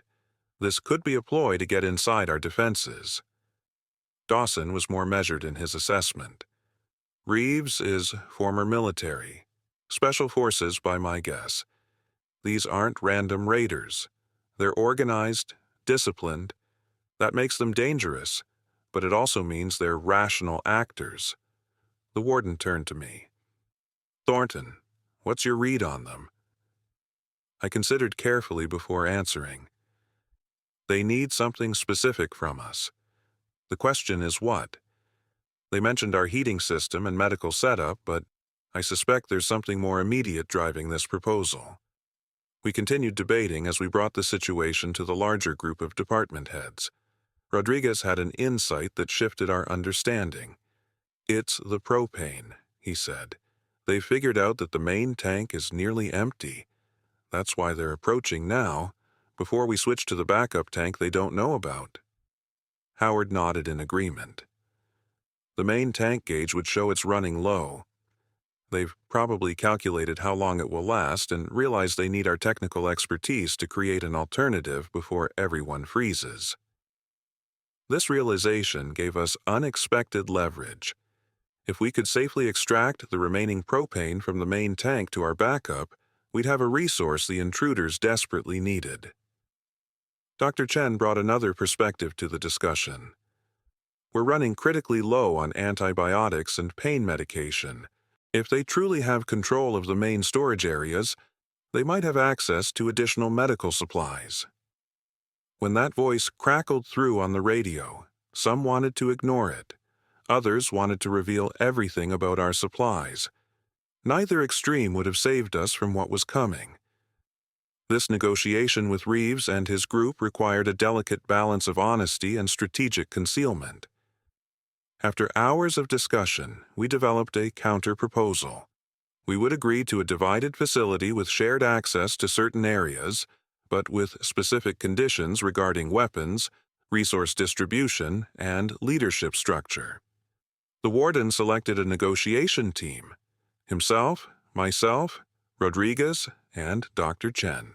Each of us represented a critical aspect of our survival: authority, moral guidance, technical expertise, and medical care. Before we could present our terms, however, a new development forced our hand. Shortly after dawn on day 26, Howard made a discovery that changed everything. The ventilation system is pulling in outside air from the roof, he explained excitedly. I was checking the ductwork and felt a warm spot near one of the intake filters. Rodriguez immediately grasped the significance. Geothermal activity? That's impossible. This region has no known geothermal sources. Not natural geothermal, Howard clarified. The impact event must have altered the underground structure somehow. There's a warm air current coming from somewhere. A small team, including Howard, Rodriguez, Santiago, and myself, went to investigate. We followed the ventilation ducts to the roof access point, bundled in every layer of clothing we could manage. The journey through the unheated sections was harrowing. The temperature had dropped well below zero, with frost covering every surface. Our breath formed thick clouds that froze almost instantly, creating a surreal mist around our flashlight beams. When we reached the roof access, the contrast was immediately apparent. The metal hatch was completely clear of ice, while everything around it was frozen solid. As Rodriguez carefully opened it, a blast of warm air hit us. Not hot, but noticeably warmer than the frigid atmosphere we'd become accustomed to. Howard's face lit up with excitement. It's working exactly as I thought. The air passing through this section is being naturally warmed from below. We followed the source to a section of the roof where snow had melted completely, revealing a small vent pipe that had been part of an abandoned ventilation system. Rodriguez examined it closely, then turned to us with an expression of amazed realization. The prison was built on the site of an old coal mine, he explained. This pipe must connect to a shaft that's experiencing some kind of underground activity, maybe a coal seam fire ignited by the seismic events, or superheated air from deep fractures caused by the impact. Whatever the cause, the implications were revolutionary. If we could harness this warm air current, we might have a sustainable heat source that didn't depend on dwindling propane supplies. Rodriguez was already calculating possibilities. We could redirect this through the existing ventilation system, create a convection loop. It wouldn't be hot, but it might maintain temperatures just above freezing throughout the central sections. Santiago, who had been examining the surrounding area, made another crucial observation. This section is directly above the old workshop area, which is now in their territory. If they discover this heat source before we can secure it, we lose our advantage. The situation had suddenly become even more complex. We now had a potential salvation, but it lay literally between our zone and theirs, requiring cooperation to fully utilize yet too valuable to simply reveal during negotiations. We returned to the central section with this new information. The warden listened intently to our report, understanding immediately how it changed our position. This heat source could sustain us long-term, he said thoughtfully, but developing it requires access to areas they control, and revealing its existence gives away our strongest card.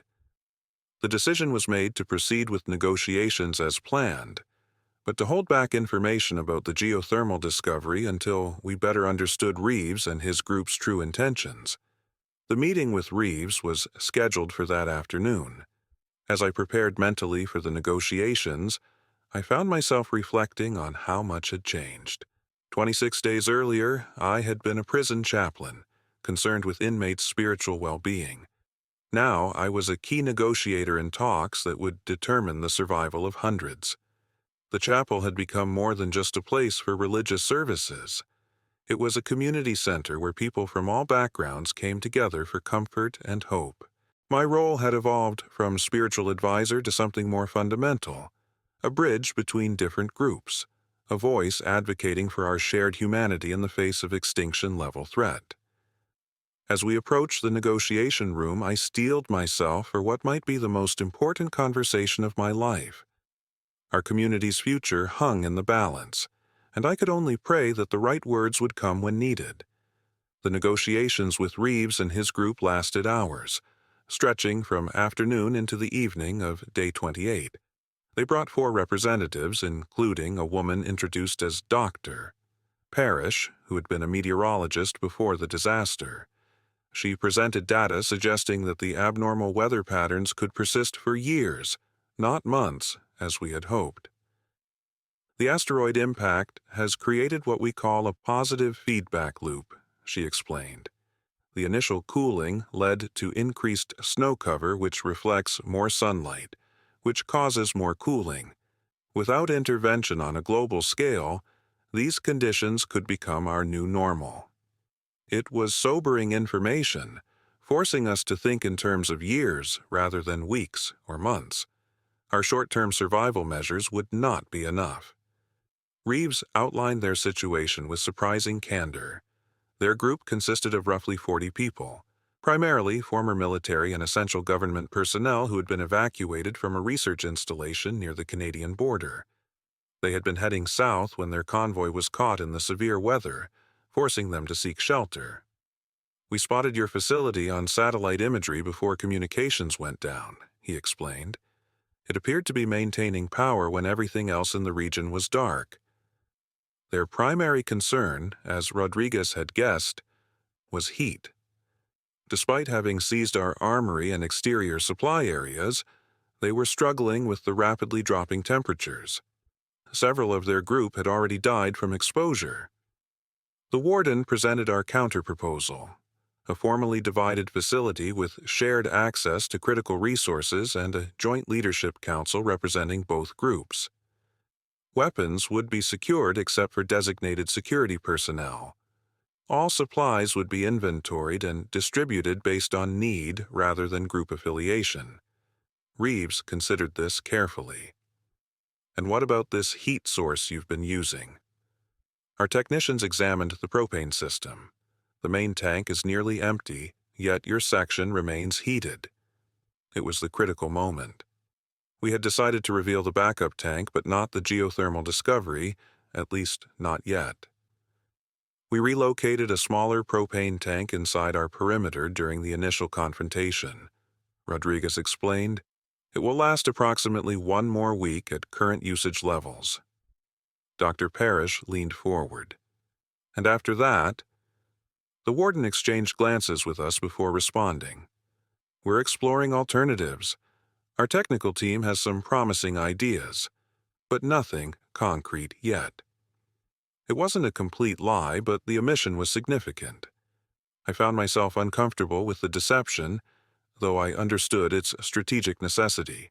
The negotiations continued with discussion of medical resources, food supplies, and security arrangements. Dr. Chen and Dr. Parrish established a quick rapport, both recognizing the value of combining their medical expertise and resources. As the meeting neared its conclusion, Reeves made a final point. "There's something else you should know. We're not the only organized group in the region. Before communications failed completely, we received reports of a larger force moving north from Minneapolis. Former military and police who formed what they're calling a restoration government.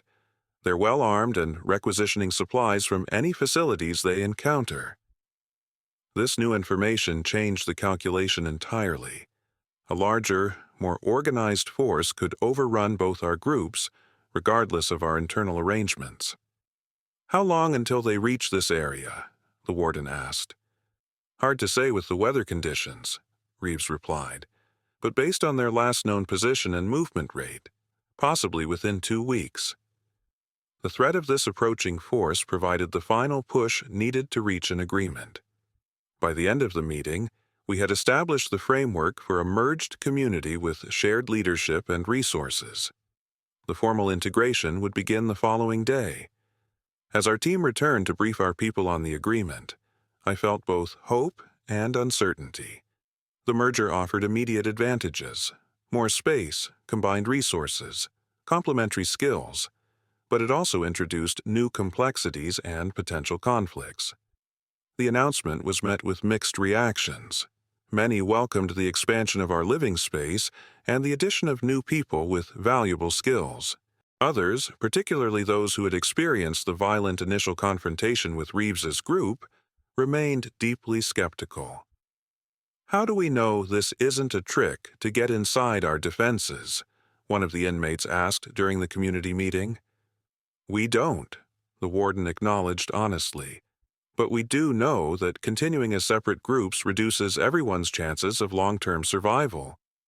Sometimes the greatest risk is refusing to take one." The integration process began cautiously on day 29. Small mixed teams from both groups worked together to remove barricades and establish new shared spaces. Security remained tight, with trusted individuals from both sides monitoring the process. I was assigned to work with Dr. Parrish to establish combined religious and community gathering spaces. She was not only a meteorologist, but had also served as a community organizer before the disaster. "Your chapel services have been a crucial emotional support for your people," she observed as we toured the facilities. "We haven't had anything similar. Most of our focus has been purely on physical survival." "Survival requires more than just food and warmth," I replied. "People need purpose, community, hope. Without those, the will to continue can fade even when physical needs are met." She nodded thoughtfully. "That's something we've been missing. Many in our group are struggling with purpose now that their previous roles and identities have been stripped away." By the afternoon, Rodriguez and Howard had brought Reeves into their confidence regarding the geothermal discovery. His reaction was immediate and enthusiastic support for developing this resource, offering several of his people with engineering backgrounds to assist with the project. The work to harness the warm air current began immediately, with mixed teams accessing the roof area and beginning modifications to the ventilation system. The cooperation was encouraging, with technical specialists from both groups quickly finding common ground in the face of this engineering challenge. By evening, the first stage of the integration was complete. The population of our combined community now stood at just over 350 people, occupying a much larger section of the prison than either group had managed separately. The atmosphere was cautious but optimistic. That night I conducted a special service in the chapel, now filled beyond capacity with people from both groups. I spoke not of specific religious doctrines, but of universal human values: cooperation, compassion, hope in the face of adversity. 30 days ago, our world changed forever, I told the assembled community. Everything we took for granted, power, warmth, security, the very stability of our climate, was stripped away in an instant. Many of us thought it was the end.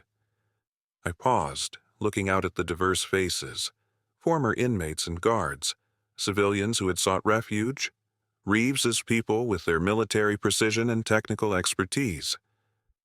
But today I see something remarkable. I see people who would never have chosen to be together, who came from different worlds, different sides of walls, both literal and figurative, now united in common purpose. I see skills being shared, resources being pooled, mutual protection being offered. I see the beginning of something new. The response was profound, a moment of shared emotion that transcended the divisions between us. Even those who had been most skeptical of the merger seemed moved by the tangible sense of possibility that had emerged from our combined strength. Day 30 dawned with renewed purpose and activity throughout our expanded community. The work on the geothermal ventilation system progressed rapidly, with Rodriguez estimating it would be operational within days. Food inventory and distribution systems were standardized across all sections. Medical resources were consolidated under the joint leadership of Dr. Chen and Dr. Parrish. Most significantly, a formal governance structure was established, a council with representatives from all major groups within our community. Former distinctions between inmates, staff, civilians, and Reeves people were deliberately downplayed in favor of functional roles. Security, technical, medical, education, food production, and community support. I found myself appointed to lead this last category, responsible for maintaining morale, resolving disputes, and preserving our shared humanity amidst the continuing struggle for survival. As I walked through our transformed space that day, I reflected on the extraordinary journey of the past month. We had faced threats from nature and from fellow humans. We had experienced betrayal from within and unexpected alliance from without. We had lost many but saved many more through cooperation and shared sacrifice. The world outside remained frozen and hostile. The long-term challenges of food production, medical care, and security against other groups like the approaching restoration government were daunting.